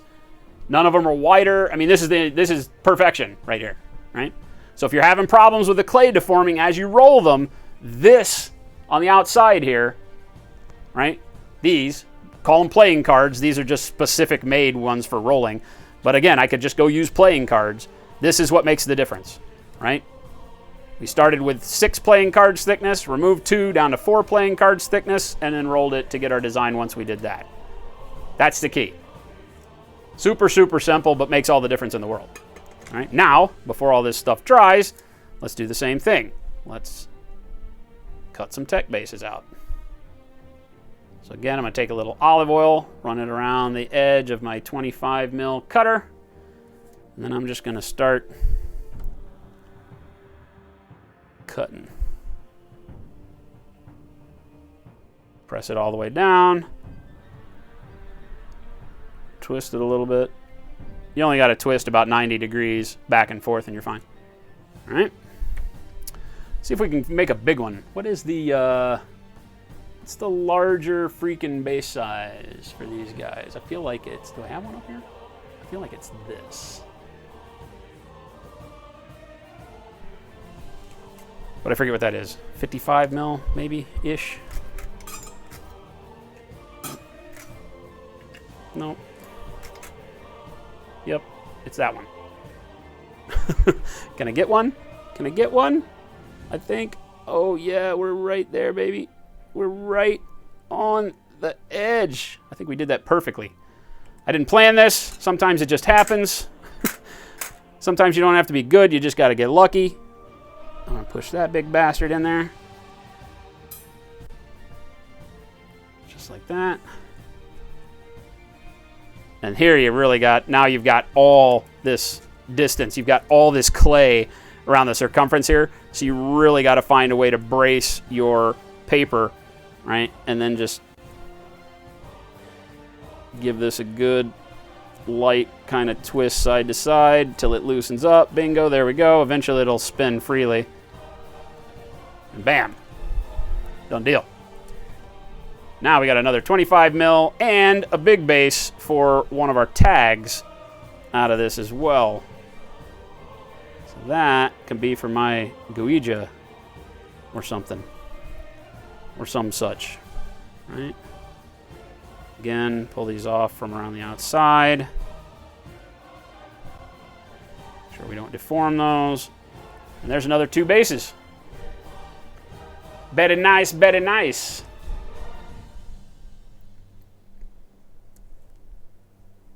And again, doing it this way, I can't tell you enough, if you're making bases, that this is the way to go. And LT asked, yes, my goal is to have as much of this as I can humanly do in the store on the store for you guys. The Greenstuff World rolling pins I should be able to bring in. I know I just told somebody on Facebook that they weren't going to sell to me, but today I had a response from them over a previous conversation, which just timely as all get at, since this is what we're talking about today.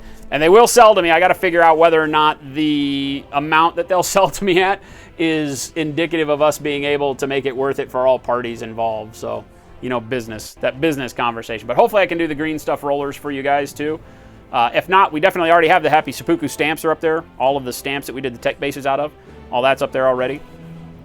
Super, super easy, right? And both do fantastic. I mean, these bases are going to be great. The tech grading bases and the hex bases are awesome. Memnor, what's going on, man? 10 months! 10 months! All of these will go on top of the actual bases, if that's what you're asking about, Orc. So I've got the cutout set that's 25. It's all the millimeter sizes, right? So this cookie cutter set, you know, gives me everything I need to cut up to redonkulous size bases. And so I use that. Again, this one is the Ateco Cutters 11-piece set. It's actually a standard, not metric, but it works great, right? And they probably make a metric set, which would be better for us in miniature. I have these for other purposes as well. So for my dual purpose usage, doing bronze and silver and jeweler's stuff as well, I like these. But if you're just doing for miniatures, I would suggest buying the metric size instead. D-Shot, welcome. Thank you for that follow. It's raining. Like hard. I love it. It's rained literally every day. Camo Spec says, if you're having hobby problems, I feel bad for you, son. I got 99 problems, but bases ain't one. Pharaoh Roche, I do not have my Yujing in the room here. They're over in the game room, unfortunately.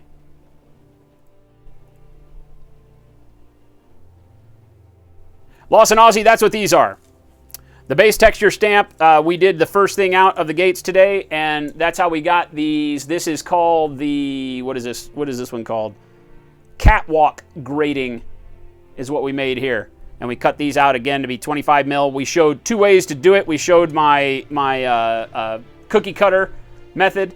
And then we also showed over here, you'll notice there's one where someone was asking, okay, so how do I do it if I don't have the nice rolling pin and all of the cookie cutters? You can just do it like this. You can just put the clay directly onto the base, right? Flatten it out as best you can with your fingers, you know, whatever you've got. Flatten it out so it doesn't, you know, get too round at the edges. Make sure that you leave enough clay overlapping the edge here. Notice how that pancake kind of squidges out over the edge so that where it does start rounding, you're going to file all that off once it cures. Okay, and I let those dry. I tried to show you the difference. Like, you can go in with an X-Acto knife and cut if you want while it's wet, but it's pulling the clay. And all the detail on the edge has a risk of pulling and losing definition. So I let it cure. Just with this pancake hanging out around the edge, let that harden, and then come back in with a knife and cut and sand so that you get a nice edge like these. Right? Hey, so either way, if you don't have all the tools, not going to be the end of the world. You can continue to make it work, right? Sebidor, welcome. Thank you for that follow, right? So you can still make it work, and it still works equally as well. It just takes a little bit of extra effort, right? Like, I can already see how on this one, if you'll notice how our line here where I was cutting, I went and showed that test cut around the edge of the base. Notice how that line curves out now, right? So let's see if it's still wet enough that I can correct that. It may not be. It may have already kind of set up enough, but I'm going to try to push this back over and straighten that up. Yep, I could. All right, so I was able to push it back. This side is lost. That side I really can't do anything with without deforming it even more. Maybe a little bit. But that's all going to get cut off, I think. So we're okay. But that's the problem with knifing it early while the clay is wet, rather than waiting for it to cure, is I pulled that detail over. So I'll just let all these cure. Once these are cured, you just simply glue them onto a base, right? So I'll super glue them onto the top of the 25 mil base and then sand them as I need or not, whatever I need, right? So those are really simple. Same with these, right? This one will just go onto the 55 or whatever mil base this is. I don't remember if that's 55 or 80 or whatever it is, but another 25. And so, just wait till they cure. When they are done curing, you can just glue them right on. As a matter of fact, we have over here someplace, hang on. I've got some of the ones we did for the Kingdom Death girls, right? Because remember, our Kingdom Death girls, we did this for with the cobblestone. And I think, if I'm not mistaken, there is a, yes, I see them over here someplace. Can I get them though? Oh my God, this freaking Captain America from that Avengers plane is like you ever had something that's always in the way? Like you move it every week and you always think, oh, well, I never have to deal with that again. And then the next week it's in the way for something else. So here's some that we made. Welcome. Thank you for that follow. Here's some that we made with the Kingdom Death. These were done with the rolling pin, right? Using the cobblestone. So you'll see the cobble on these girls that we did, that we painted up the dark cobblestone on them, right? And this matches a big display base that I did. Well, I made a lot of extra ones because we had extra clay. And so I just rolled this out at the same time. It's been on the wax paper for, 2 weeks now? So now you can just pop these off the wax paper and you've got hard plastic bases out of that 2-part epoxy putty. And you can see how that edge will just have to be cleaned up a little bit, right? It just has a little bit of like a mold line on it where it was sitting on the bottom of the wax paper. So you can simply take your hobby file, right, with it. And just like you would clean up a miniature, just clean up these edges. So that detail goes back to flat. Right? And now you've got base toppers. Now these are 30 mil. I don't know if I have any other 30 mil bases here. Doesn't look like it because the Kingdom Death ones are funky, right? They're not a lipped 30 mil base. They're kind of a weird, right? But you can imagine, right? If this is our Space Marine base, but kind of the same size base. And then you could just glue it onto the top of your base like that, and you're done. Right? So I'm using the bottom of this guy's base, but if you were on the top, it would be the right size because of that bevel. Throw back my legs and pollute my so you would just britches super with glue delight. that onto the top. Now it's a permanent part of your base. Drill it for pinning your miniature to it, whatever you need to do, because as it's fully cured, and that's why I keep these so thick, right?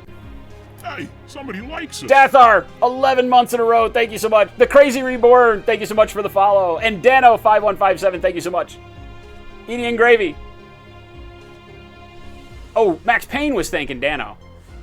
Edie and Gravy, welcome. Thank you for the follow. Right, but this is why I keep it so thick, right? So I'm at like 3 mils thick, 1/8 inch thick, something in that arena, so that my texture still has enough depth on it to be good, right? Notice if I had to press this on half as thick a clay, that texture would be all the way down at the bottom. It's going to make this base really brittle, right? So I make my toppers pretty thick for that reason, right? And now I've got a bunch of extra cobblestone bases that I can use for Malifaux or whatever the hell I need to use these for, right? I just made these because we had extra clay. So anytime I've got extra clay, which I've got a little bit over here that I don't know if it's drying up quick. Let's see if we can still make this stuff do something for us real quick. Take this and set it over to the side.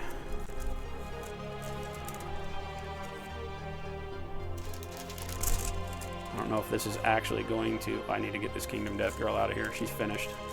If anything could go wrong today, it would be that she would get broken.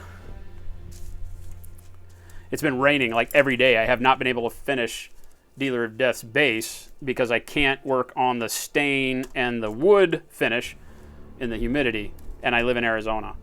So the one time I've ever gotten to use that as an excuse, and it's today, right? Or the last 2 weeks because it's rained every freaking day. It's absolutely silly. See if this will work. We might get this to still work.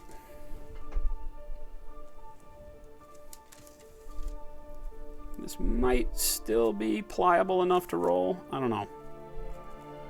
I don't know. I'm going to go ahead and flatten it out some with my fingers rather than trying to do that with the roller. Like so.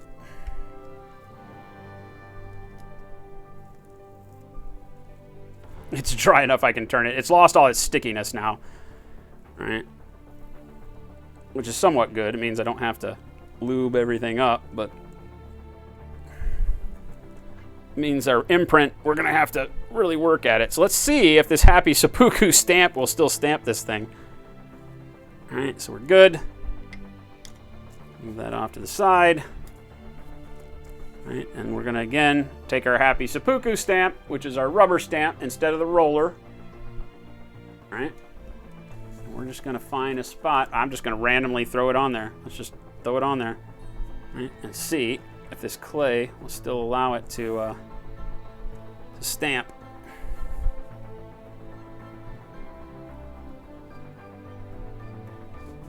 Just trying to apply even pressure across the whole surface, even over at the edges.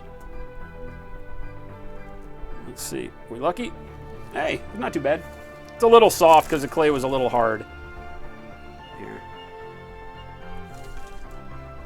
But not horrible. It's a little thin right in the middle right there. So either I didn't put enough pressure or the clay's a little dry right there and the imprint doesn't want to really stick. Right. But not too shabby. Even on the dry clay, the imprint's pretty good. Like we talked about before, if you notice, see if we can get in here to where you can see, you'll notice how the imprint has this area right here where the wall of the print itself is deformed. So again, take your tool and push that down. Don't try to cut through it because you'll pull the clay, even though it's kind of dry. So instead, push that clay back down into that slot that you want.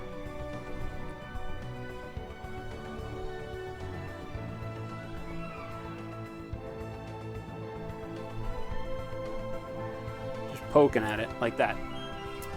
Now it's gone. And now we haven't deformed that line at all. And if you do, like as you're poking, if you see little indentation marks, then at the end, once it's all pretty much uniform, then you can put your tool into the line and just kind of trace that line again to smooth it out if you need to. Bingo, now it's gone. Right, here's another one up here, right there. So if we wanted to do the same thing, we just want to take the tool. I'm just using my spatula here. Just take the tool, hopefully you guys can see, and I just want to poke that line back down.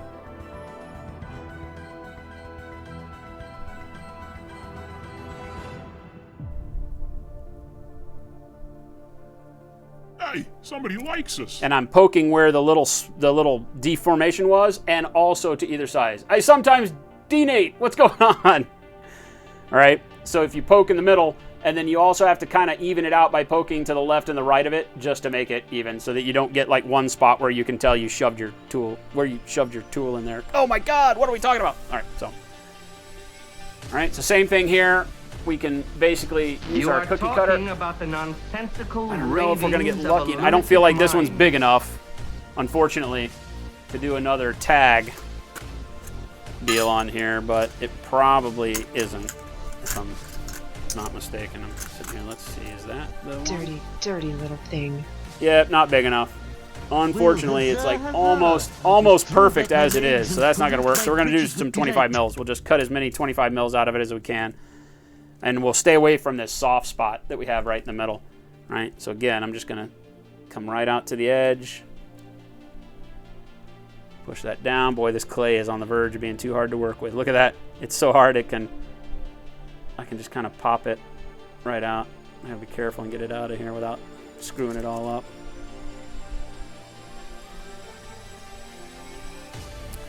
Try a little bit more olive oil and see if we can avoid that.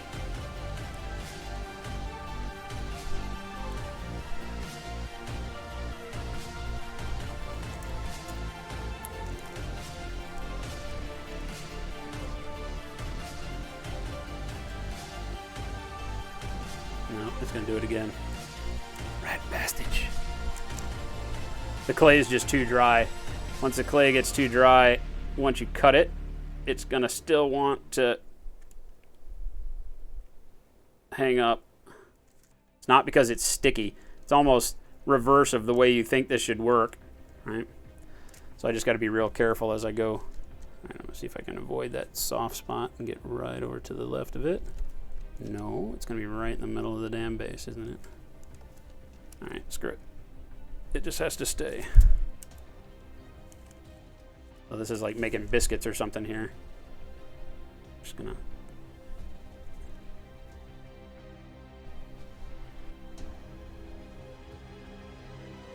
Just lightly pressing and rotating as I go so I don't deform the base too much. Because if I just push in the middle of it, right, it's gonna cup and leave my imprint, my fingerprint all over it. So I'm trying to avoid that.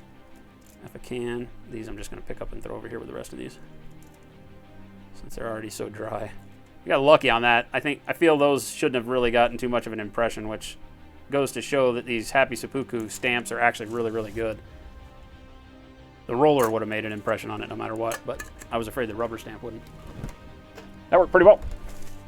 This stuff's too dry to work with. All the rest of this is now too dry to work with. So sometimes, you know, believe it or not, sometimes I'll keep like these little things, and if it's still pliable at all, I will kind of mash my extra clay into squares.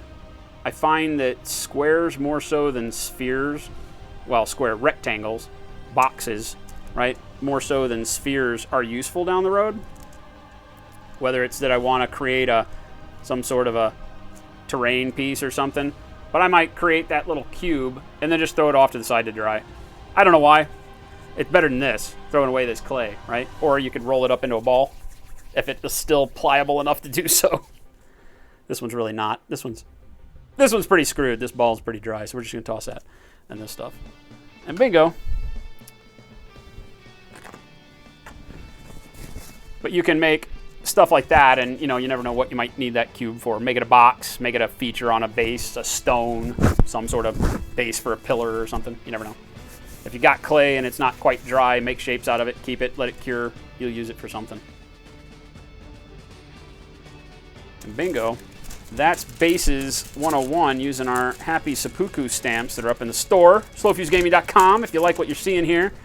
All 15 stamp types of these. Today we were using the catwalk grading because I wanted to make sure that one of the tech ones with lots of straight lines and everything did a really good job without deforming as we press with the stamp, and I'm really happy with the way these turned out.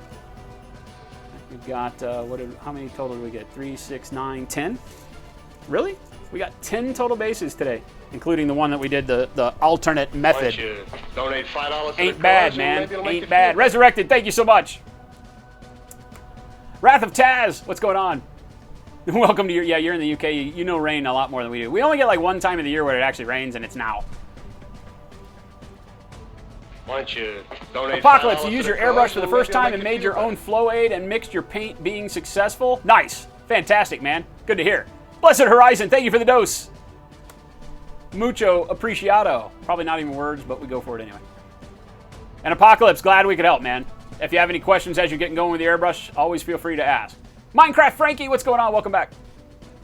If you wet your tool, you'll be less likely to pull the putty. That sounded dirtier than expected. Yes. $2 donation received from Blessed Horizon.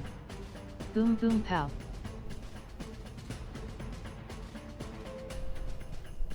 Snipe, you took your advice and added white and sand to your Deathwing, really brought your minis to a new level. Nice. Yeah, because I think that was the only thing you were missing, right? Is just a little bit of flatness in your color range. Really good. Glad you're digging it. Wow! I feel good. Dano, what's happening?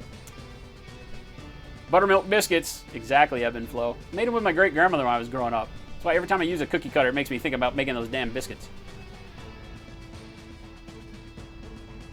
Nice, Ray Silver. That's a good idea. I should make mine into hearts, too. I should get like a little heart cookie cutter and cut the rest of them in it. Joe Dartblade, where did I get my cookie cutters? I got them from my jewelry supply house, but somebody, I think, I want to say that LT found the link. He's the king of links. And LT, I think, found the link on Amazon. So maybe somebody can bring it back up. But again, it's the Ateco, right? The Ateco colors, ATECO cutters, number 5357. Just Google that. GFJFGI is what Jen always tells me. I have to think about it for a second. Just fucking Google it. Yeah, just look for the Ateco ones. They work like a champ, man.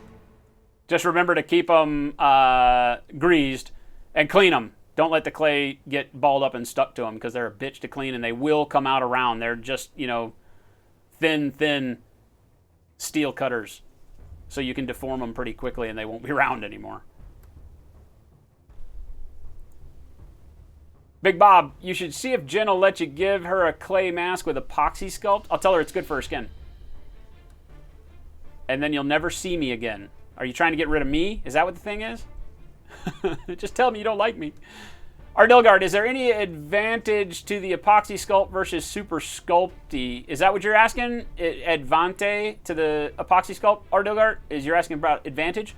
There are two different types of clay. We've discussed it today. The super sculpty is a baked polymer clay. So you have to bake it at anywhere from 125 to 215 degrees, depending on the thickness, and for various times in order to get it to cure all the way through.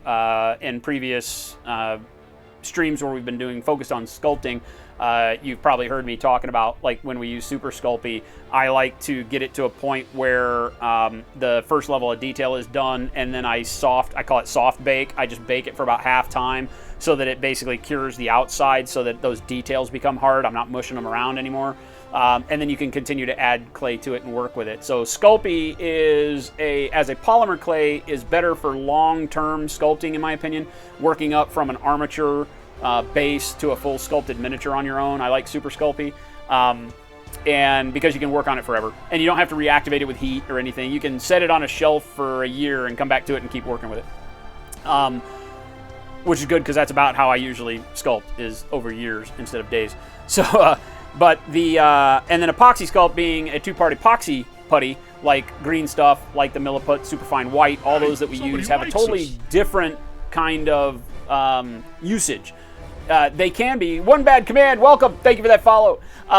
They can be used for the same thing. You could build up a armature from scratch and sculpt a complete miniature out of it with Greenstuff. I know a lot of people that do. You just have to, you're going to work in stages. That green stuff is going to cure, or epoxy sculpt is going to cure and become hard, and then you add more details. So you have to work one area through to its completion and then set it aside and let it cure, and then work another area up to its completion, set it aside, let it cure. Or I say completion, as close to finished as you can, and then you can go back and alter it a little bit, but you can't ever, without cutting pieces off and re-sculpting them, change it like you can with Super Sculpey. If I sculpt, say, a hand, and I've got it in a particular position, and then I'm liking it, and I put it away, and I go to bed, and I come in the next morning, and I realize that, I really don't like the way that forefinger was. I really want it to be more of a fist or something. With Super Sculpey, I can literally re-sculpt it all into a fist and never have to lose. Well, I mean, you lose your work in the sense that you redo it, but the same clay is used. Right? Whereas if you did that with green stuff and you walked away and let it cure and you came back, this is the hand you got. You got to cut the hand off and sculpt another hand because you can't change it. You can't heat it up. You can't cool it down. It's cured, done. And so green stuff, epoxy sculpt, great for doing stuff like bases that we're doing here, where you can just have the clay roll out, stamp, let it cure, done. Right? I don't have to bake these. No extra process. It's very simple. For additional details on miniatures, if I'm going to add, say, a gem on a shoulder pad or a gem on a glove or some sort of little detail, epoxy sculpt, green stuff, great. Because you're not going to want to take your miniature and shove it in the oven and bake it, like your plastic Space Marine. If we take a Space Marine and do, like I was using this guy, and say we wanted to make him wearing like a wolf pelt. If you did this cloak with hair, you'd put epoxy sculpt or green stuff on it and sculpt your hair and then just set it aside and let it cure, because you couldn't put this plastic guy in a 200-degree oven. It's not going to work, right? So that's the difference between them. You're going to want to have access to all of the above long term if you plan on sculpting and converting and doing all these things that we do. Nicholas, what's going on? Grabbed 13 of the essential model era colors you mentioned. Had to order the other 3. Fantastic, man. Did you order them from us, Nicholas? Wink, wink, nudge, nudge. Dan Senpai, what's going on? Minecraft Frankie, what would I recommend to paint for a basic beginner with no experience? As far as like the kind of model to paint, boy, the world is wide open. You know, with Jen painting for the first time, she's been having a good time with like the chibi miniatures because they're kind of cute. I think that keeps her more focused on what the details are. They're still detailed, but they're not like, you know, marine. Like if you pick up a Space Marine for your first model and you go at it, if you've got a love for sci-fi, maybe this is what really gets you going, right? So you can, you know, you got armor and weapons and details and this and that and this and that. So for a lot of people, it comes down to what do you enjoy the most, right? Are you a guy that leans towards fantasy models? Are you a guy that leans towards, you know, military fiction, World War II historics, sci-fi? Because then it'll put you into a line of models, and then, you know, because Space Marines are great to start with. They have simple details. The GW models have got very kind of heroic scale, they call it, very emphasized details. So there's big transitions between like what is a belt versus what is an armor plate. So you're going to know what where the belt is and where the armor plate is. So as you're beginning, that helps you know where to put your paint, as opposed to, you know, you've got models that have more realistic kind of depth to them, to where not everything has a very huge transition layer on it. Like this model has very slight angular differences between like the gun belt and the pants. So, you know, you're going to have a harder time kind of focusing in on getting the paint onto those details. Whereas, you know, if we show the Space Marine again, very exaggerated details, right? You can see like everywhere there's an armor plate, you know, has a fairly big depth that it falls off, so you can find that detail on the model, right? So again, I feel like that, you know, Space Marines, GW fantasy models like the Age of Sigmar models are really good for starting out on. Whereas at the other end of the spectrum, Infinity, Wild West Exodus, like I just showed you, Malifaux, stuff like that tends to be a little bit less appropriate for beginners, I think, because the detail's harder to find, and so you might get a little bit more frustrated as you're looking at it going, what the hell is that? And not knowing what to paint it and what to do. So that's cool, Nicholas. Support your locals, man. I was just gigging you.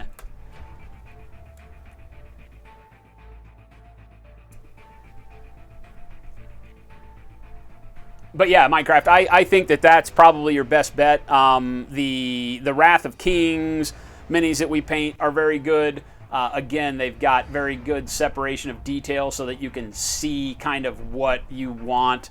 Different, I mean, you can see that this arm has 3 different armor levels on it, and you can see the difference on all the armor plates on the shoulder, so it helps guide you with your painting a little bit better than, say, you know, again, I hate to bag on Infinity. I love Infinity models, but these Infinity models, there's lots of detail that you have to go in and create kind of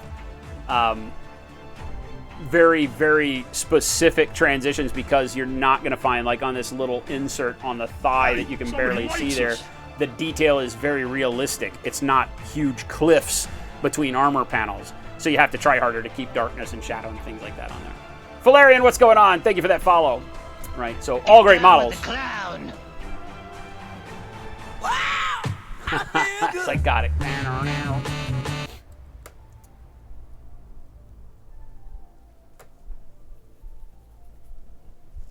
We'll do a hat with 88 catechins. Holy cow. Oh my god. I know a website that shows monkeys doing it. If it's good enough for my butt, it should be good enough for my nose. So hopefully that helps Minecraft. I don't know if that's a great answer. I always tell people the rule of cool is what exists in miniature that makes us all kind of, you know, do what you do.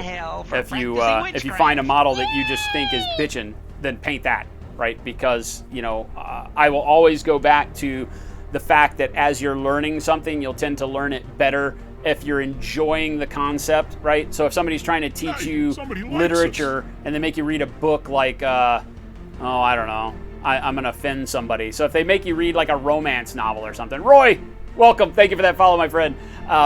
You know, like a romance novel while they're trying to teach you classic literature, and you're like, oh my God, if I have to read any more about some girl falling in love with some guy, I'm going to puke. Then you're not really going to grasp all of what's going on.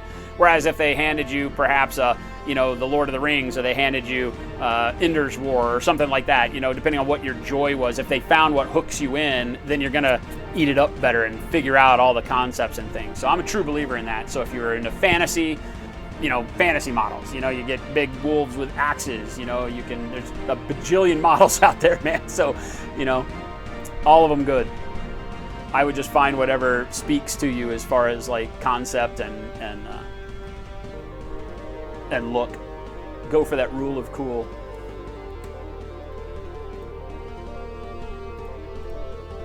D for Derp, you're having a bit of conundrum at the moment. On one hand, you're looking at picking up the whole Vallejo Game Air paint set, but there's also the Badger Minotaur set as well. Hard to choose. Yeah, I'm not a fan of Minotaur paints. I don't feel like Badger does a lot of their paint mixes right for us in miniature. I know that's going to offend some people. I use Badger Stynylrez primers exclusively. So I'm a big fan of their primer. I don't use any of their other paints. I've tried them. I'm not a fan of the Minotaur mixes. I don't like the way they thin. It may just be because most of the Badger paints are meant to be exclusively done with airbrushing. And even though they can be brush painted, they don't thin well off the brush. And I prefer paints that I can do a lot more with. Badger paints are meant to airbrush. They're an airbrush company. So I would just tell you, beware of that. Whereas the Vallejo Model Air stuff is going to do double duty for you. It gives you great colors. It gives you great consistency through an airbrush. You see me brush paint with it more than I airbrush with it almost. So that's the only reason I'd say lean towards the Vallejo. I love both brands. They do great stuff, but I just feel like Badger misses the boat and makes paint that's really just for airbrushing. And if you're going to spend money on paint, make sure it can do whatever you need it to do. If you need to brush with it, it'll brush with it. If you need to airbrush with it, it'll airbrush with it. And that's why I like Vallejo. And Army Painter's been spectacular as well. Yeah, Myrtle says the same thing. And I feel like it's because it's very one-dimensional paint.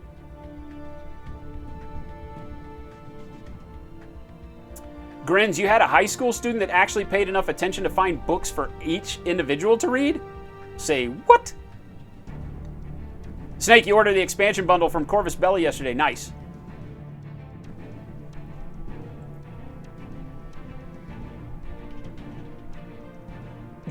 Resurrected. I don't know how you drew that correlation.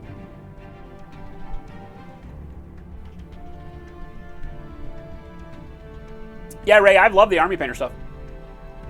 I haven't had many of the problems that some people complain about with regards to it having the overabundance of medium in the bottle. We had one the other day, right? We played around with one the other day that had a little bit of that issue. But I feel like once I got the extra medium expelled, it's fine now. Although it's OOS at the out of stock, the Vallejo Game Air set is cheaper than the Minotaur 2. Are you talking about Vallejo Game Air like the D for Derp? Are you talking about the suitcase for the Model Air?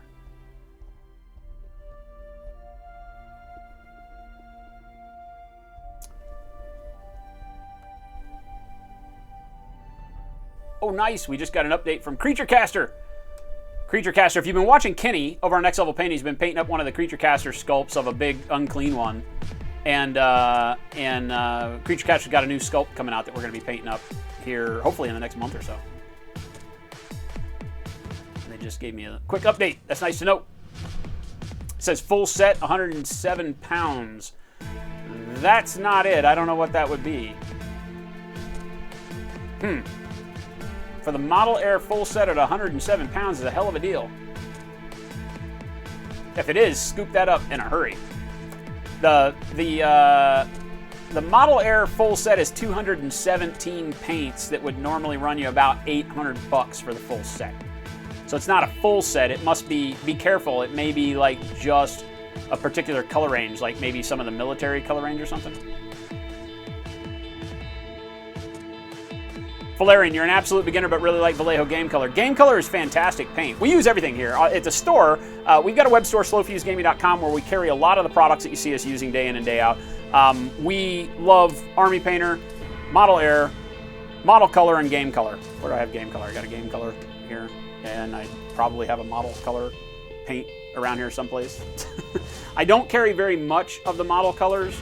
And the reason for that being that I prefer the Model Air.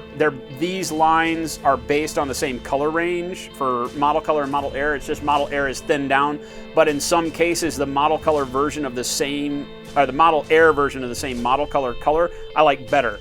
So, and because they're pre-thinned for airbrush, they just kind of do double duty. So I only carry a few of the model color specifics: chocolate brown, sunny skin tone, ivory.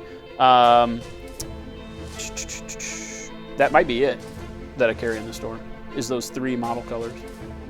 Which out of a range of like a bajillion colors is not a lot.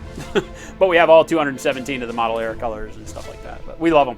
All of them are great paints. People ask me what my favorite paint is, and the reality is once you get to paints like miniature paints, whether it's the Reaper or the Vallejo or the Army Painter or the Scale 75 or whomever's you get, generally you're okay to just kind of rule of cool it again. And whatever color you like, if you find a color that visually you think is going to be good on your models or a triad of colors, buy it.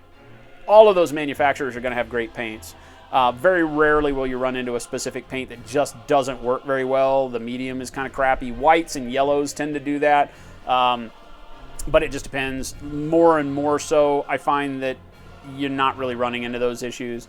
I paint very thin. If you've watched me paint on this channel, then you know that I paint where my paint coming off the brush is more like water with a little bit of color in it than it is like paint. And so for me, I don't care if a paint is kind of cloudy or thin already anyway. For me, that's almost sometimes better. Although there are times where you want a paint to be thicker. Vallejo Game Color has got the heavy pigment colors. They've got a range of about a dozen colors that come in heavy pigment, which are spectacular as far as rich coloration and thinning down. It's just you have to thin them a lot more for me, so I don't tend to use them as much. But, I feel like those ranges have got everything, and all those paints are really just find the colors you like. If you find one that has a blue you love, buy those blues, and then mix it with whatever other paints you want.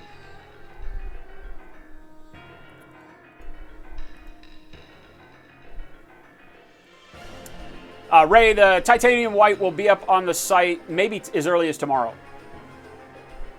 Ray's asking about our hand-mixed titanium white. We're going to be offering our hand-mixed titanium white on the site. A lot of people have been saying that they don't want to go mix their own, and so we're just going to start selling it on the site. It'll come in the dropper bottle with the agitators in it and the whole nine. So, already pre-mixed like I do.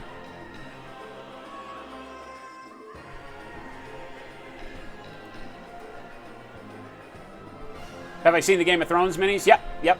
The Song of Ice and Fire, or Fire and Ice, or whatever it is from Cool Mini or Not. Yep. And it funded in like an hour or something like that. I feel like that game's going to be pretty cool. It reminds me of old style Warhammer Fantasy to an extent, right? Because it's got movement trays, wheeling and turning. I haven't seen the full play concept of it yet, so I'm not sure how you pick, how you move, and what you do, and breaking from combat and all that. But I love the ranking, having power stats for the block of troops, so as you lose ranks, your power for that block goes down. I think that's great. Those are some of the parts that I really, really loved about Warhammer Fantasy, was ranks of troops, flanking, big, wheeling groups of soldiers, and then having little skirmish, guys off to the side with bows. So I feel like it's going to be a great deal. Plus, I like the Game of Thrones world. I think it's rich enough that you could go pretty deep in it. And the minis are pretty nice. Ardilgard, do we carry Secret Weapon mini acrylic paints? I do not carry the Secret Weapon paints. I chose not to actively. I don't feel like the colors they offer are any different from any colors we already do.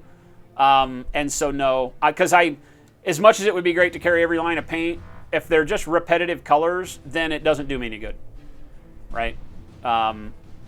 So I think that the only 3 paints out of the entire Secret Weapon line that I feel like don't really have a exact corollary would be the Tire Black, Rubber, Highlight, and whatever the third one is for those, right?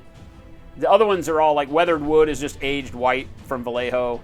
They all have corresponding colors. The Tire Black has a very, very close relation in the colors that I carry, but if I ever carried any of them, it'd just be like those 3, right? A lot of people just email me. If you're interested, you can just email me the colors you're interested in Secret Weapon, and I will give you the crossover colors from Army Painter, Model Air, and Game Color, and get you going. Because I don't like the consistency of them either. They just don't work for me. D for Derp, this is Game Air set. Oh, okay, gotcha. Yeah, the Game Air set is a lot less because there's not as many Game Air paints. Still great colors, though. Much brighter. Right?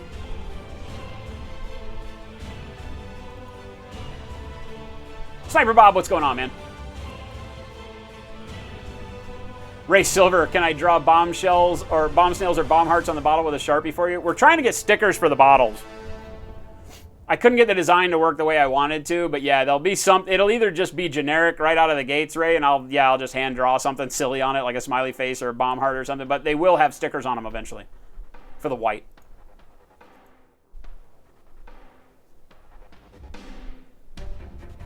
Sir Lathan, am I not doing anything anymore with Kenny? What do you mean? How do you mean?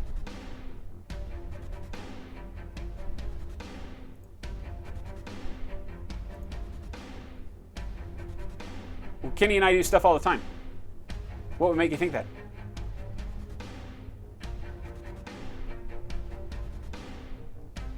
FedEx some vodka there? Say what, Rathftaz?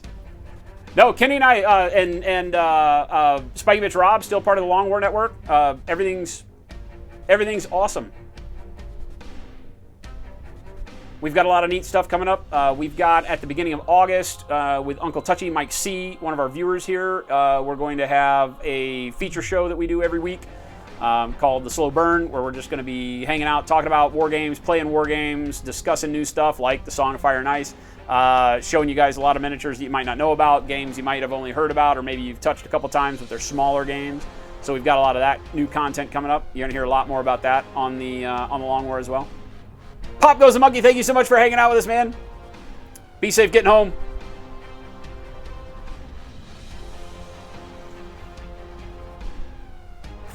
All right, so we've done bases. What do we got? It's about 4:23. We can do some painting. $5 to the cause, and maybe it'll make you feel better. If nobody has any other questions about the stamps or anything that we've done. Assassin Red, 47 bucks. Are you kidding me, my friend? How the hell are you, Assassin? What the hell? Genuine is having an O face over Vallejo model color burnt red.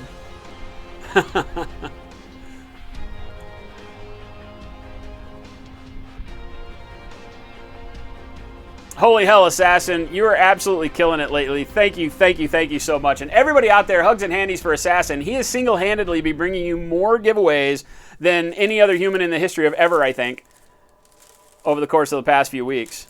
So Assassin, going above and beyond the Call of Duty and blowing it away. I'm going to see if I can't get the olive oil back in the olive oil container without making a mess. $47 donation received from Assassin Red 42. Thank you, my friend. Assassin Red, killing it. Killing it. How's work been treating you? Hope you had a good weekend.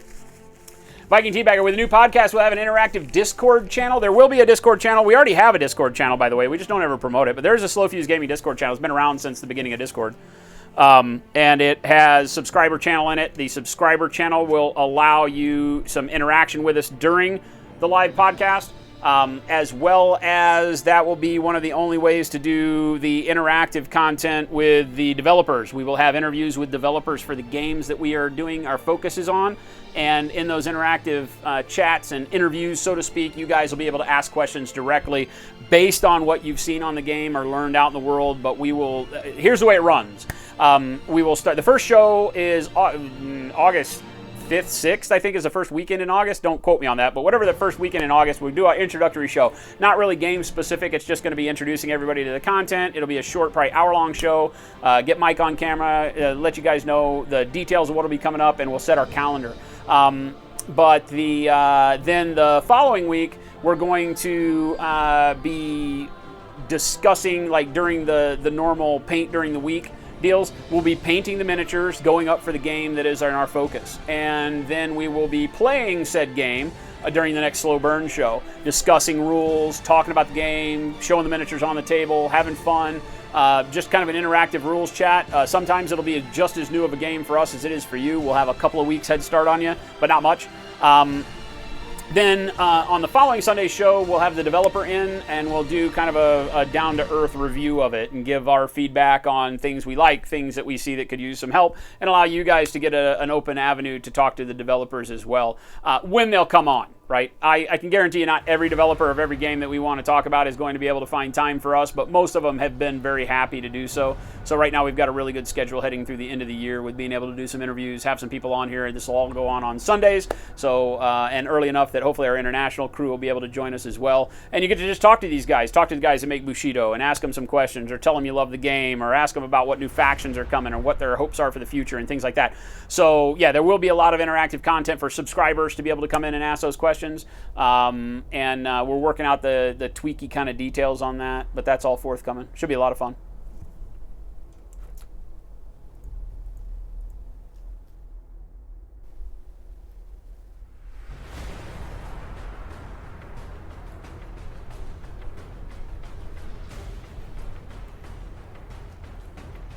Oh, Flaren, did you ask something? Yeah, he says, I have another question. Did I understand you right that you would not recommend Infinity models for beginners? What about Freebooter's Fate? Guess it's the same, eh? It's not that I don't recommend them for beginners. I really would like to tell Valerian that go with Rule of Cool. I'm a big Infinity fan. So for me, if I were just starting and saw Infinity models, I'd want to paint Infinity models. If you see it, you love it, go for it. Just understand that if you're also coming at it from a basis of, okay, what's going to be simpler for me to get my hands around as I'm painting and kind of understand what to do and how to do it and all that, there are models that are easier with their kind of separation of detail. That's all I'm saying there. It's not that I don't recommend them. It's just that if I were teaching you a class on basic miniature painting, Infinity models wouldn't be the models I'd bring to the table to have you paint right out of the gates. And that they're great models. I love them. You see us paint a lot of them on stream here. But it wouldn't be indicative of the way that I like to teach people, because you spend a lot of time going, what is this? What is that? What is this detail? What am I supposed to do here? And that takes away from the whole learning process, for me at least, of saying, move along and get your paint game up. So that's the only reason that I would say not. And but if you like something, you see that Rule of Cool playing out, then go for it, man. Never would I tell you not to paint a model that you think looks good. This is all about having fun. Let me cut this down before I'm moving all this stuff out of the way here. Let me cut this piece down. Like that.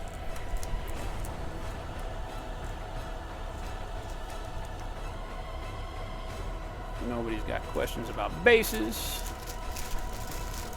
Then we can move along. I really like these Happy Sepuku stamps. I had used the cracked ice base in the past that was given to me with a commission that I did, and really liked it, but didn't really think about it again after using the rollers. And then when we had the opportunity to bring them into the store, I was like, oh, they have about 80 million more designs, and I'm happy that we did, because I like all of them. They look really, really good.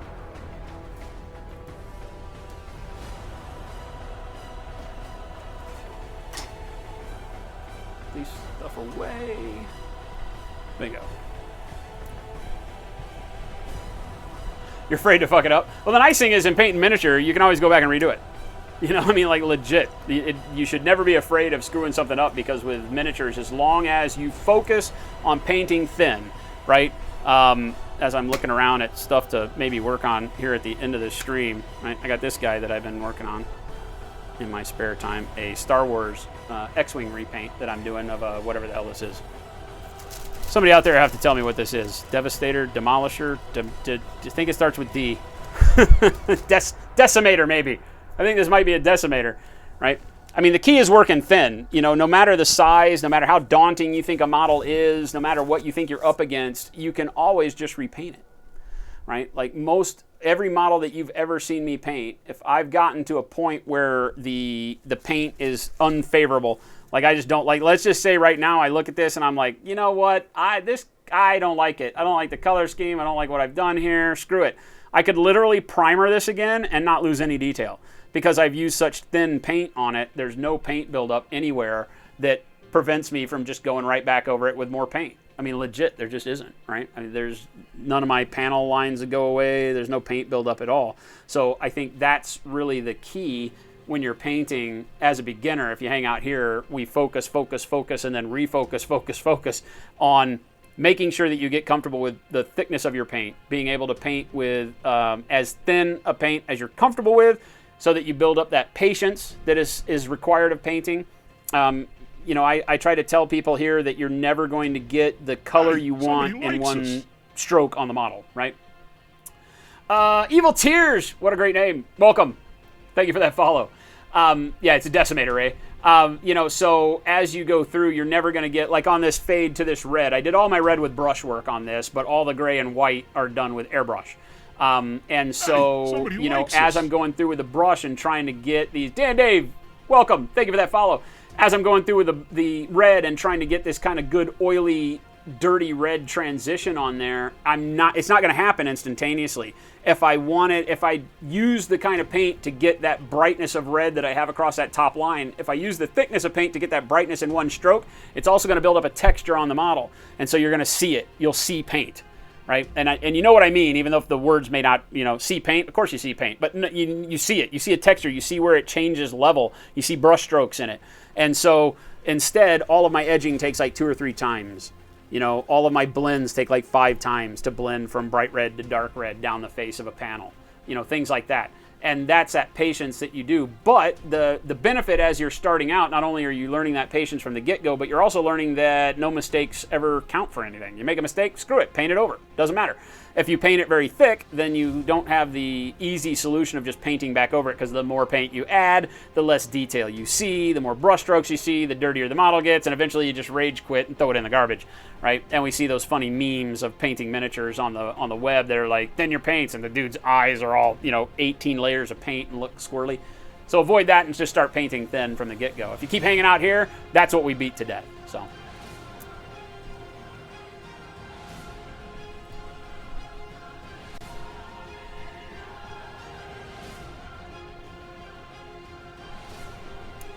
Work's been okay. You may or may not be there for tomorrow's whip, but you'll post something and you like the opinion. Okay, Assassin, definitely, man. If you post it up during the show, just post it up. If you can, post it up during the show, because remember, I clear out the whip gallery right before the show starts, right? So don't post it now. Although we might look at some whip at the end of the show today. So if you're here today and you want to post it, feel free to post it up today. That might be better for you. Hey, somebody likes us. Etherlight, welcome. Thank you for the follow, my friend. Blessed Horizon, what are slow bucks? They're the channel currency that we used to use for a lot of things, but now we don't really use them for anything other than a way to make sure that the bot is doing the right thing. Every time you sub or donate, you get an additional amount of slow bucks. As your slow bucks add up, you then get VIP status, and you don't really use them for anything. If you type !VIP in chat, it lets you know where you're at VIP range wise. But yeah, all donations and sub here build your VIP status. VIP status in the giveaways, like right now, we've got a giveaway that is up. I need to turn the booty on. So you'll see up in the right-hand corner of the screen way over there is our booty heart, the emote that Twitch wouldn't give us, so I just put it on the screen anyway. So anytime that's active, we have a giveaway. The giveaways are triggered down here, and basically VIP gets better chances to win giveaways. So VIP Gold gets 4 times the chances of a normal viewer, Silver 3 times, Bronze 2 times, normal viewer gets 1 entry into every giveaway. So you also get to win more. Gold VIP members can win when they're not here in stream and not active, whereas everybody else has to be here, has to be present to win, that kind of stuff.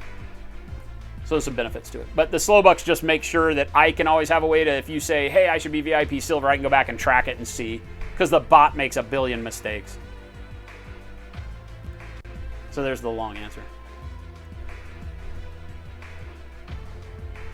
I don't recommend starting by painting tags right out of the gate. You paint whatever you want. Like legit paint the rule of cool.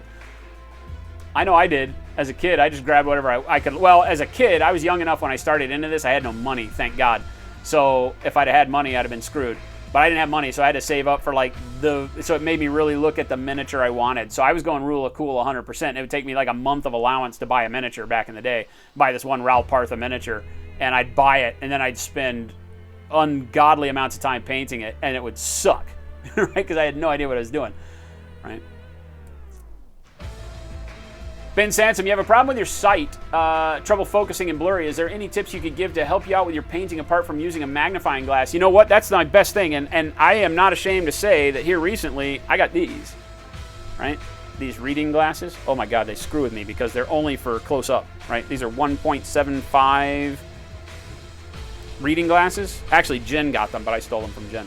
So, and it changes the world for me at this kind of distance, right? When I'm trying to paint a detail and I want to get in close, this changes the world. And I don't feel like I have bad eyesight. Well, now, like now with the glasses on, I sit here and look at it like this and look at it like this, and I don't even know how I painted this without them.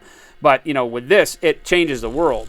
So if you have that trouble focusing, I would say that, first and foremost, get a pair of glasses that helps you. And if it's magnifying, if it's reading glasses like this, man, don't even ever feel ashamed, because this, just when she gave them to me, and I was like, oh, how funny, and I put them on, and I go, oh my God. Like, legit, it's like you could see again. And I don't know. I mean, I'm 47 years old, and I've been painting miniatures my whole life. And at the end of the day, I did this whole thing without the glasses. I think some of the red I wound up with the glasses by then, right? And maybe the little caution symbols that I'm painting on here, the little yellow caution triangles, right? I'm painting those, but I'm doing those with the glasses. But I mean, it's always been just me squinting and getting close, So yeah, I feel like glasses is the way. It's the holy land for painters, right? I think it'll extend my ability to paint for much longer, for sure, having the reading glasses, 100%. Ray, Quinjet. Yeah, Quinjet hadn't been getting any love. Oh, all your stuff's on your computer and you're at work right now, Assassin. All right, well, tomorrow, just make sure you post it up there after the stream starts, and then even if you have to bounce in and out, at least you can come back and watch, because I'll talk about all of them, whether you're here or not, for sure.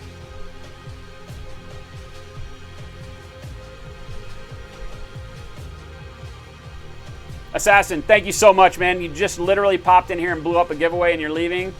That guy's a hero, folks. Legit. A hero right there. Debasement Modeler sucks getting old. I didn't even know it until she got those glasses. I blame Jen. I didn't even think I was old until she brought those glasses now. Receptionist slow. Yeah, they're not exactly designers, man. It's not like I'm going for style points here. Right? Like, I feel like I'm losing in the style game right now, but I think I wear it pretty well. This could be a good who wore it best, me or your librarian. Ben Sansom, you already have glasses, but they're not able to correct your vision. Ah, man, I don't know what to tell you at that point.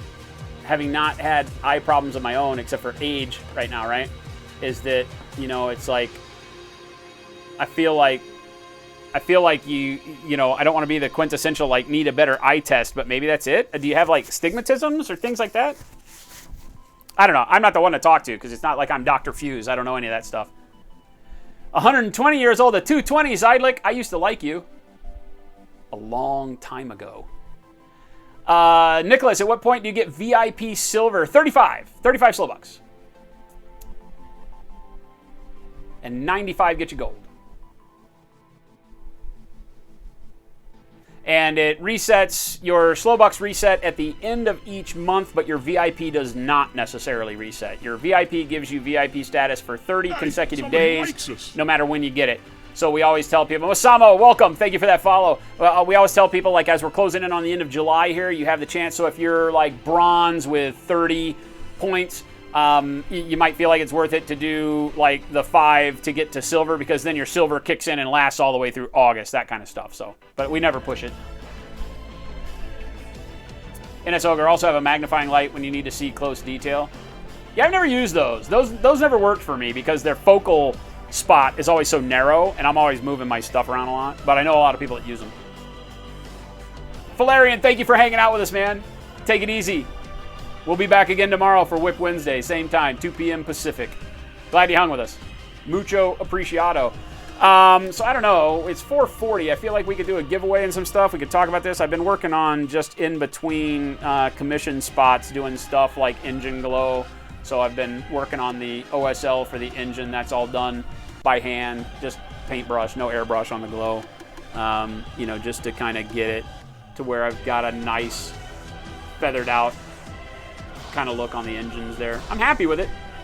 I'm really having fun with the X-Wing stuff. It was, you know, you guys heard me balk at it for so long because I was like, you know, what am I going to do, right? I mean, it's all already been done. I don't feel like there's a lot of creativity attached to it. And then, you know, you get to painting it, and it's like, oh, wow, this is actually pretty cool. I didn't even know there was such thing as a decimator. I had no idea this thing even existed. So I like it, the super mini Star Destroyer kind of thing.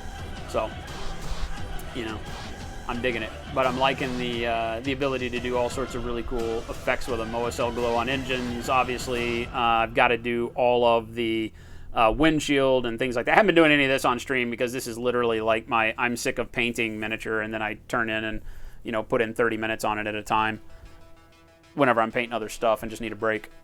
But I will be doing something on stream whenever we're going to do an X-Wing and Armada focus during the slow burn sessions. Probably, I would think we might do that September-ish. And so we'll be doing a lot of repaint and focus work on that stuff. So a lot of fun to be had. I'm really digging them. They're neato. They're neato. I just said neato. That just made me 400 years old.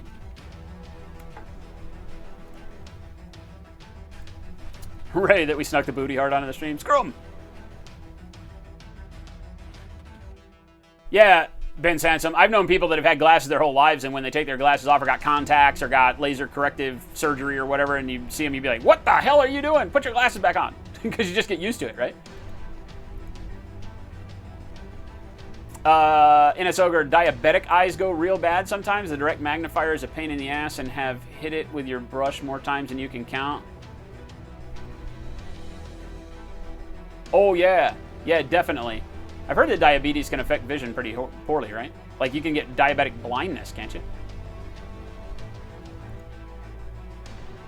Chuck, we'll be doing more. I literally just, I got to be honest, as I was going through and starting this model, I was more under the... I wanted to find out if I even enjoyed doing it, right? Small-scale stuff eludes me some of the time. We painted that Halo Ground Forces box set for one of our customers in Australia a while back.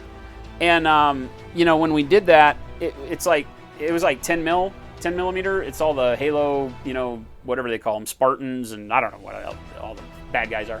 And small scale stuff beats me about the head and ears sometimes because the detail's hard to find. But I think what I'm liking about the X-Wing is that they found a way to put enough detail in it. It's not just chintzy, toy aisle kind of stuff. It actually, looks pretty good.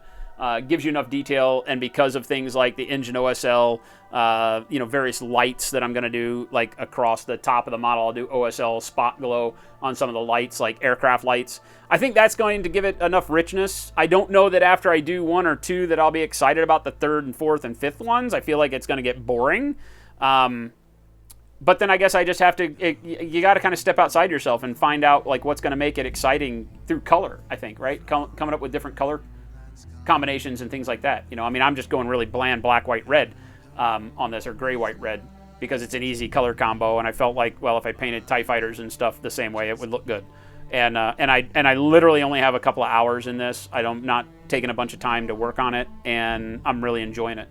So, I think, but like I said, I think that burnout can come quick with models like this that don't have poses. You can paint 10 Space Marines, but because the poses can be different on each, and that this one's a commander, and this one's got a plasma gun, and this is your elite guy, and this is the fast attack unit, that even though you paint a lot of them that are similar, the colors may get a little bit boring, but the poses kind of keep the machine running. Whereas spaceships and small scale stuff tend to not have poses to really work from, right? Because it's so small. So it's just ship. It's just a big thing. It doesn't move. It doesn't yell. It doesn't scream. It doesn't throw stuff. It literally just sits there. So you have to find ways to keep it interesting other than, just the standard kind of stuff that we do with miniatures. But so far, so good. I'm enjoying it. I think that with the OSL and effects like that, it'll be fun to paint some on stream. I think a lot more fun to paint the big ones, right?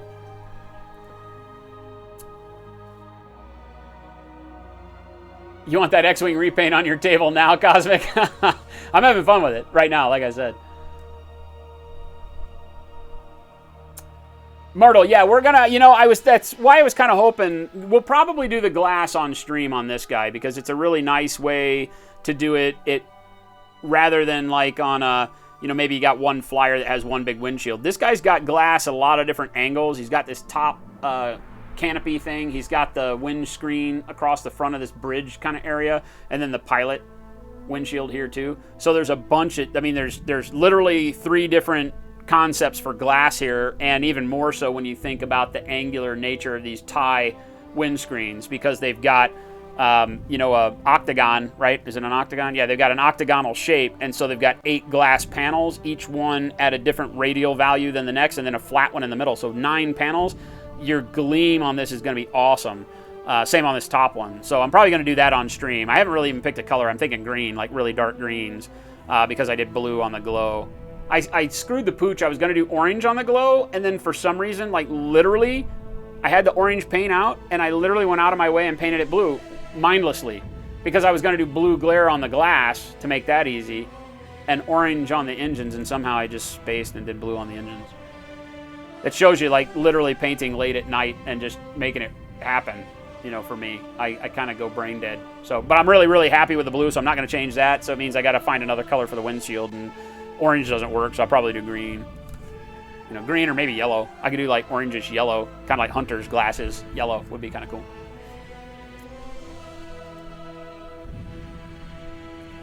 Imradin, what's my thoughts on a wet palette? I love wet palettes. They are very good when you're mixing a lot of paint and you don't want your paint mixes to dry up. It's gotta go. Right? So, Psychotic, take it easy, man. Gonna paint a pilot on the glass. Like a big face. Smiley face inside. That'd be great. Wet palettes are great. I typically don't use them myself. And the only reason that I'm not using them on a normal basis is because it's so dry in Arizona that the sponge dries up too quick. And so the palette itself rolls at the corners, and I don't get good paint retention on it at all like you would normally in a normal person part of the world. But in Arizona with like zero humidity 90 days out of there, 90% of the year, it almost makes it not worth it. My paint dries up no matter where I put it, wet palette or dry palette or whatever. So I run a dry palette most of the time. CHX, I'm just going to call you CHX. What's going on? Welcome, thank you for the follow.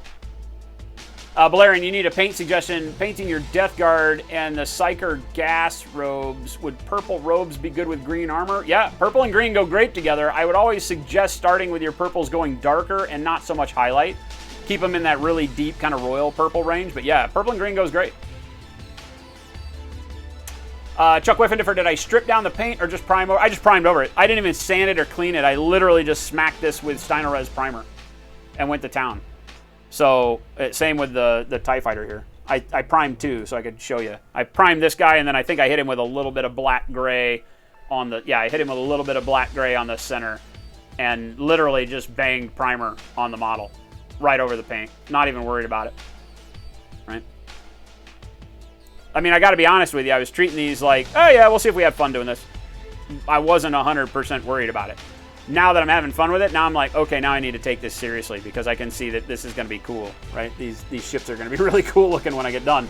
So now it's less of a let's just do this for fun, and now I'm like, oh wow, because you know you sit here and you look at the model for a little bit and you get lost in it and you're like, yeah, I guess that's okay and all that, but then you put it next to the pre-painted ones out of the package and you're like, holy hell, dude. You don't realize how bad the paint jobs are on the ones out of the box. And they're not bad. You look at them, they're great. They're great looking little miniatures, but they start looking like, you know, toy aisle at the grocery store when you do a little bit of paint work. So, Strokes of Chaos, what's going on, man?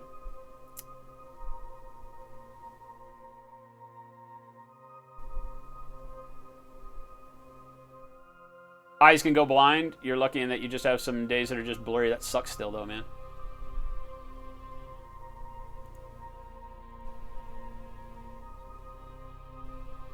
Classic Green Army Men. We thought about doing that on stream, Max. We talked about that. This sort of thing has cropped up before. Dealer, you double posted a whip. The second one was right side up. We'll go and take a look at some whip. We will. We're going to look at it right now. Psychotic, thank you so much, man. I know you're out of here already. Yeah, KTP, and that's probably it, because I think I had a Death Star, or not a Death Star, I think I had a Star Destroyer picture up for reference for something else, and it had blue fire on it, and that's probably why I just mindlessly did the blue. And I like the blue, so it's okay. You don't use a wet palette, at least it won't be a huge change if you move to AZ next year, right? Yeah, exactly, right? Why not make a self-filling wet palette like those water bowls for dogs, Pharaoh? You could, I guess, if you wanted to continually wet the spot. I just get tired of it, man. And I, you know, you guys have seen, I mean, you know, if I turn on the palette cam, it's got all sorts of shit on it right now. You know, but my palette cam is literally, the way I use the palette now is fine. You know, I've got a huge 9x12 palette surface. And so as I'm going through, you know, I spot all my colors. The way that I paint on a wet palette as well, because I pull out, a tail for thinness and glazing, and I might have 2 or 3 tails depending on how thin. I mean, you look here on this red and you can see all the tails of paint that I'm pulling out. On a wet palette, those tend to all blend together because as you thin paint away from the main body on the wet palette, it bleeds. And so I find that the dry palette, overusing it years and years, just becomes home for me. The only problems that you have on a dry palette are generally black. Is very hard to tell what the thickness of your paint is. So your black and your dark browns, dark blues tend to be your biggest splotches because you got to continually keep making them bigger. Whereas on a wet palette, you can always tell. So you miss some things, not others. It's not horrible. Resurrected, when you're working with airbrushing using Vallejo acrylic polyurethane surface primer, you use the airbrush at between 13 and 17. You're constantly running into a problem with the paint spattering as it builds up in the nozzle and on the needle. It'll always do that. The Vallejo, it needs to be thinned. Yeah, the Vallejo surface primer Resurrected, you gotta thin it. And thin it with a little bit of water. Don't thin it with any kind of flow improver or airbrush thinner. You don't want to do anything to thin primer that causes its cure time to change. So I always suggest just a drop of water to start and see if that works. For sure. Have I ever painted any Battlefleet Gothic? I've painted armies and armies, fleets and fleets of Battlefleet Gothic back in the day. Black. Yeah, not any recently. Thank you, Darkness. Welcome, man. I'm riding to use a normal palette, but you put a piece of paper in it and just soak the paper until it's your desired wetness. The blending works really well. Yeah, definitely. Yeah, it's great to help you as your wet palettes are great for 2 things. Like I mentioned, it's great for keeping your consistency of paint. So your blends, if you're mixing like say a dark red out of red and dark brown, you can mix those paints. That mix stays pliable longer, so you can use it without having to waste more paint to remix and remix and remix. I wind up wasting a lot of paint mixing. And then second, it also keeps the consistency. Once you get your paint to a thinness you like painting with for blending, then your blends become more consistent because every time you go to the palette, the paint's the same consistency. I've been doing it long enough that I don't really care, so I don't find like a wet palette for me is kind of can take it or leave it. It doesn't matter. But as you're starting to learn to blend, to work with thin paint, it's a godsend for sure. I recommend them to everybody, but if you're in an area that's super dry, your climate keeps drying your wet palette out, don't fight it. Don't get frustrated. Just go back to a dry palette. You'll be fine. You'll be fine. Let's take a look at some whip before we get out of here. Then we'll do a giveaway. So we'll stare at some pictures over here in the whip. I think they're right after these in the cat cam. Robbie B. We even put the new Heart Bomb up there with the Slow Fuse logo on it. All right, cat box. What is this? There's a Slow Fuse sticker on a car. What? Say what? Joe Darkblade gave the Bomb Snail a place of honor on the old Deathmobile. Holy hell, that is the awesome sauce right there. Literally, a Bomb Snail in traffic is the best thing ever. Fist bump to you, my friend. That's awesome. Did you see we got the new ones? We got bomb hearts now. So we've got the Slow Fuse Gaming bomb heart stickers that'll also start going out in all of the store orders. So whenever you order anything off of slowfusegaming.com, you get bomb snails and bomb hearts. We might have Thug Life unicorns coming. You never know. You just never know. Joe Darkblade rocking the bomb snail. I love it. This must be Resurrected because I see paper tanks. It is. Resurrected Hobbyist started working on a new papercraft model on your live stream, this time being a Baneblade Super Heavy. Holy hell, paper Baneblade. I tell you what, Resurrected is a glutton for punishment because this is like the real deal. Like this laminated paper to more paper and gluing it all together. That's like investment right there. Awesome stuff. Awesome stuff. Interested to see how that turns out, man. Dealer of Death, left undercoated with mahogany, right with burnt umber. Who has the better red? Can you tell? Boy, both are going to give you almost the same if you work up the top side red. The only difference really between burnt umber and the mahogany is that the burnt umber is going to give you a little bit more of that yellowish brown in the shadows. So it's going to look a little dirtier than the mahogany at the end of the day. So really, the topical red that you'll get out of it will almost be identical. So if you're wanting to know where to work your reds up, it really goes to what you want your shadows to look like. With mahogany, it gives it more of like a blackish brown dirty look, whereas the burnt umber can give it more of a orangish brown dirty look. Does that make sense? They're not going to be worlds apart, though, as you can tell, right, on your models.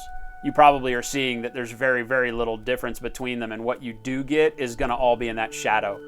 Both are really good.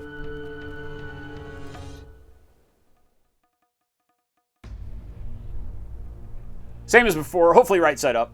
You got it this time. Yeah, because you can tell just right here on the reds, I mean, just from the photo you've got, your reds are spot on both of them, right? Now, if you were to take your burnt umber as a base coat and then mix burnt umber with your red and then go red over it, like I do with mahogany, mahogany plus red, and then red by itself, that's where you're really going to start noticing the change over the course of the whole model. If you're going in a triad of colors, like if you start burnt umber, then you go with like a deep red, like a dragon red or something, or blood red, and then to red, and then you do the same mahogany, blood red, red, you won't notice as much. But if you're using the mahogany and the burnt umber as mixers, as well as your shade layer, then you will notice more of a transition. You'll get a little bit more of an orangish red throughout the course of the model with the burnt umber. Twinner, what's going on, man? Speaking of thinning, what are the options for thinning Vallejo matte and gloss varnishes? Water. Same thing with a varnish. With a varnish and with a primer, you don't want to thin with anything that changes the cure time. My opinion. After 40 years of doing it, 38 years of doing it, water is your best thinner for varnishes and primers. Everything else you can use either flow improver if you'd like it to be a little wetter with a little bit long, extended dry time, or you can use airbrush thinner if you want it to dry really quick, right? Depending on, like, if you live in a really moist area, you might find yourself using airbrush thinner more than flow improver, but generally flow improver.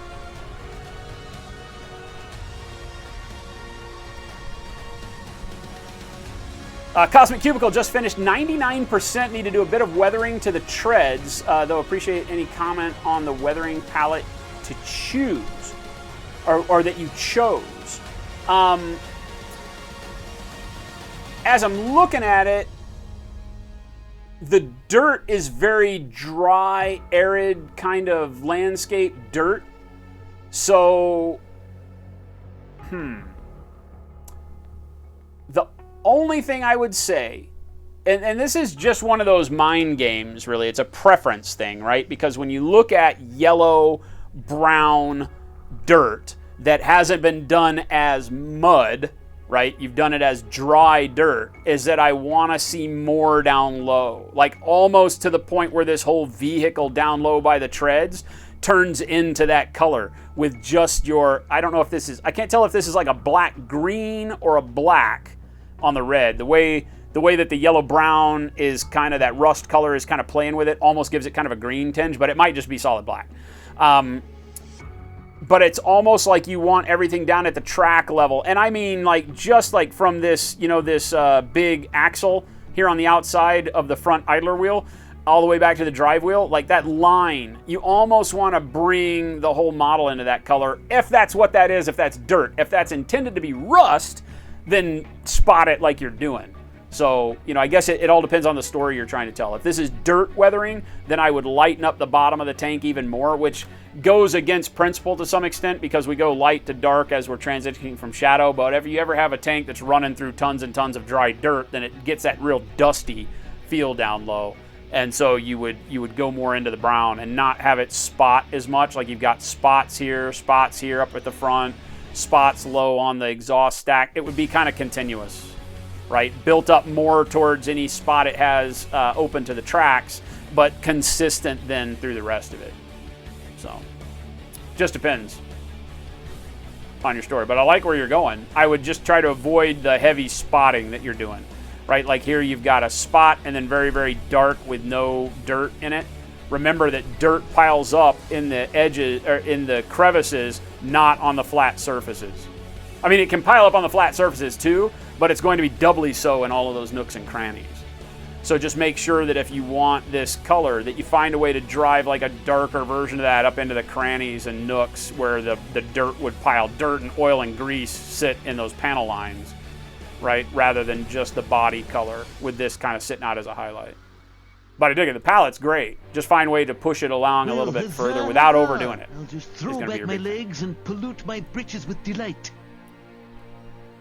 Darkness Nom! Holy hell! Sup, baby? 9 months! It is a baby! Holy hell! Good God! You guys are killing me with all these sub babies.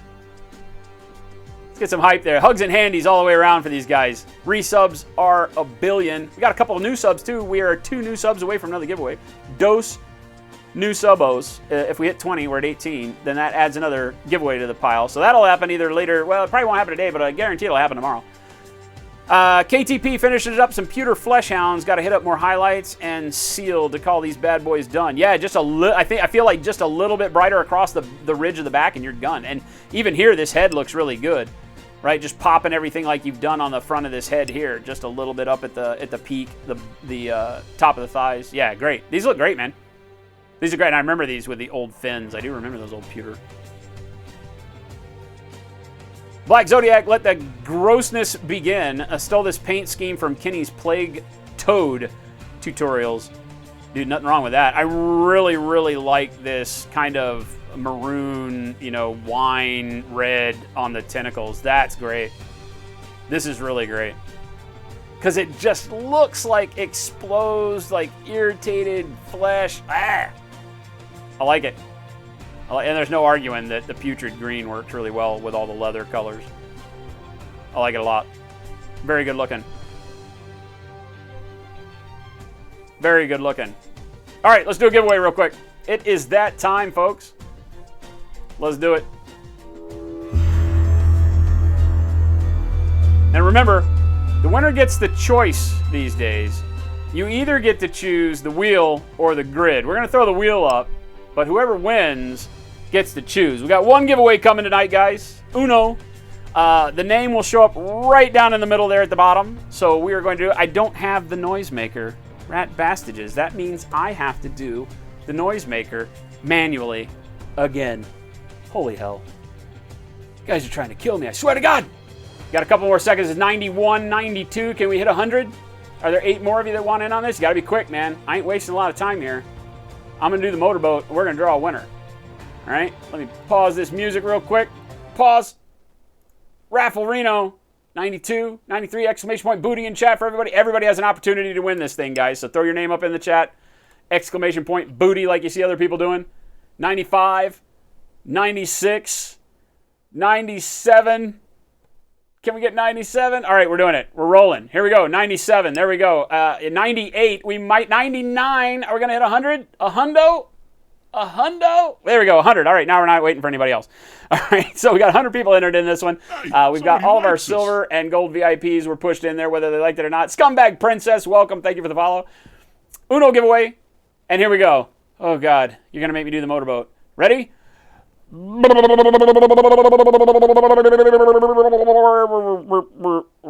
It broke. It broke me. Winner is... Are you kidding me? Scumbag Princess.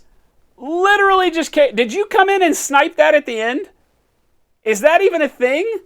Like, we just got that follow.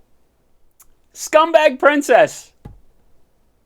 Holy hell. Yeah, exactly. Exactly. That's probably a first. Like, that is probably a first. We might have been close. We might have had somebody who just followed the same day as the giveaway win a giveaway.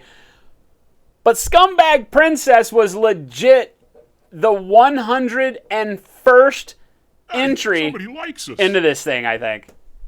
Troll Time, welcome. Thank you for that follow.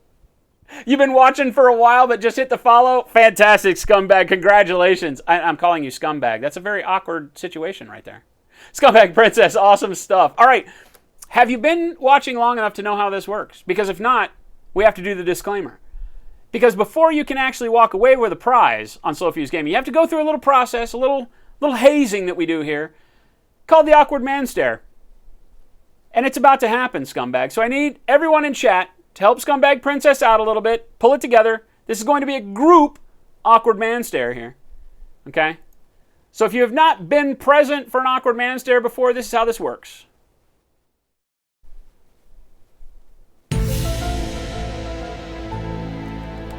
Remove any small children, pets, family members that don't quite understand you from the room at this point in time. Hey, somebody likes us. Slow Fuse Gaming cannot be held responsible for anything negative that might happen to said peoples and pets. Guitar Goddess, welcome. Thank you for the follow.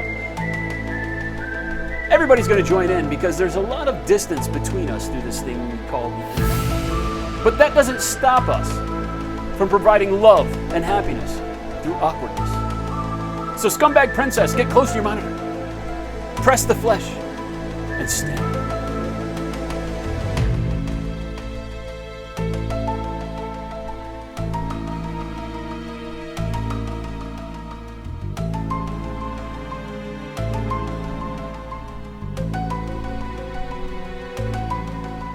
Got the wink. That's done. We did it. We did it. Let's okay, now, Scumbag, here's the thing. Scumbag Princess, I hope I didn't knock you out with the awkward man stare. I hope you're prepared for that. If you weren't prepared for it, I hope you're prepared next time. We had a group help. We had a little bit of love lifting you up there. But as you can tell, you have your choice. You can spin the wheel. You've got this great, grandiose wheel. It's got store gift certificates that you can use to trade in for mystery boxes filled with models or buy anything that's on the store. They're legit cash gift certificates. So you can go on to slowfusegaming.com and buy anything you would like to start you off in your world of painting, or if you've already got a hobby collection, add to it. But you can choose. You can either take your chances spinning the wheel, or you can pick from the grid. The grid gives you 12 boxes to pick from. All of them have the same prizes as this wonderful wheel does. But if you feel like you're better at picking the right number than just letting the gods spin the wheel, it's up to you. It's up to you. So Scumbag Princess, choose. Choose your path.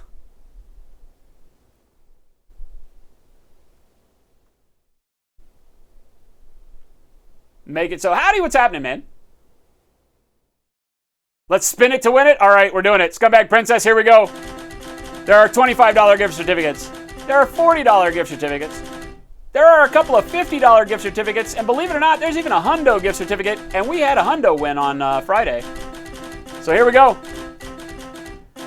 Keep your eye there on 9 o'clock. Oh, God. What's it going to be? There goes the hundo. There's a 50, a 40, a 25, a 40. Go! Go! That was the biggest tease we've seen in a long time. All right, $25 gift certificate. Congratulations to you, Scumbag Princess. Hopefully I have a writing utensil someplace around here. I've got like 8 million pounds of paint and like no pen. This is the world we live in. Oh, I do. I have a Sharpie. I have a Sharpie. And I bet I have something I can write this on.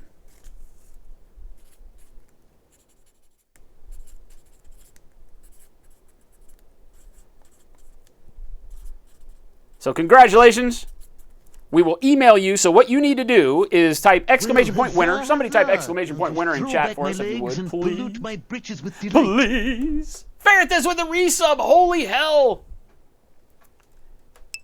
Twitch Prime.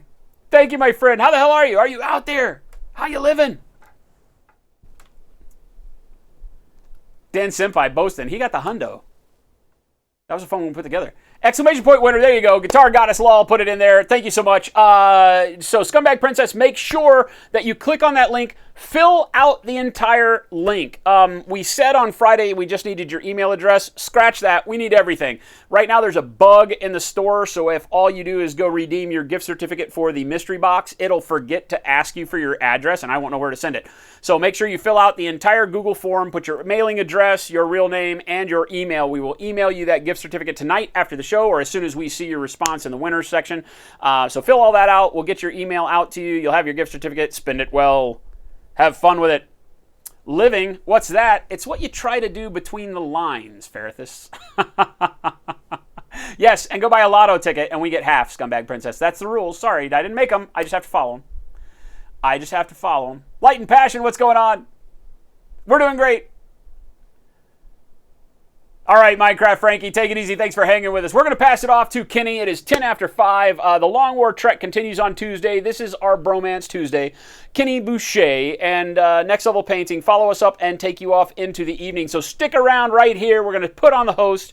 Kenny's going to show up. You're going to bounce on over to his channel and take part in chat. We'll be there hyping it up all night long. Thank you guys so much for hanging out with us. Thank you to all the new follows, all the new subs. You got us to 1 sub away from another giveaway. That's going to be awesome. We're definitely going to see that tomorrow, so hang in with us tomorrow, 2 p.m. Pacific. We'll have more fun. I'll be doing more painting, and yeah, if you missed it today, you can go back and watch the VOD. We dealt with a bunch of 2-part resin or epoxy bases, where we did some sculpting on some bases with some of this Happy Sepuku stamps, so make sure you catch up on that one. Thank you guys for all the love and support. We will see you mañana. Adios.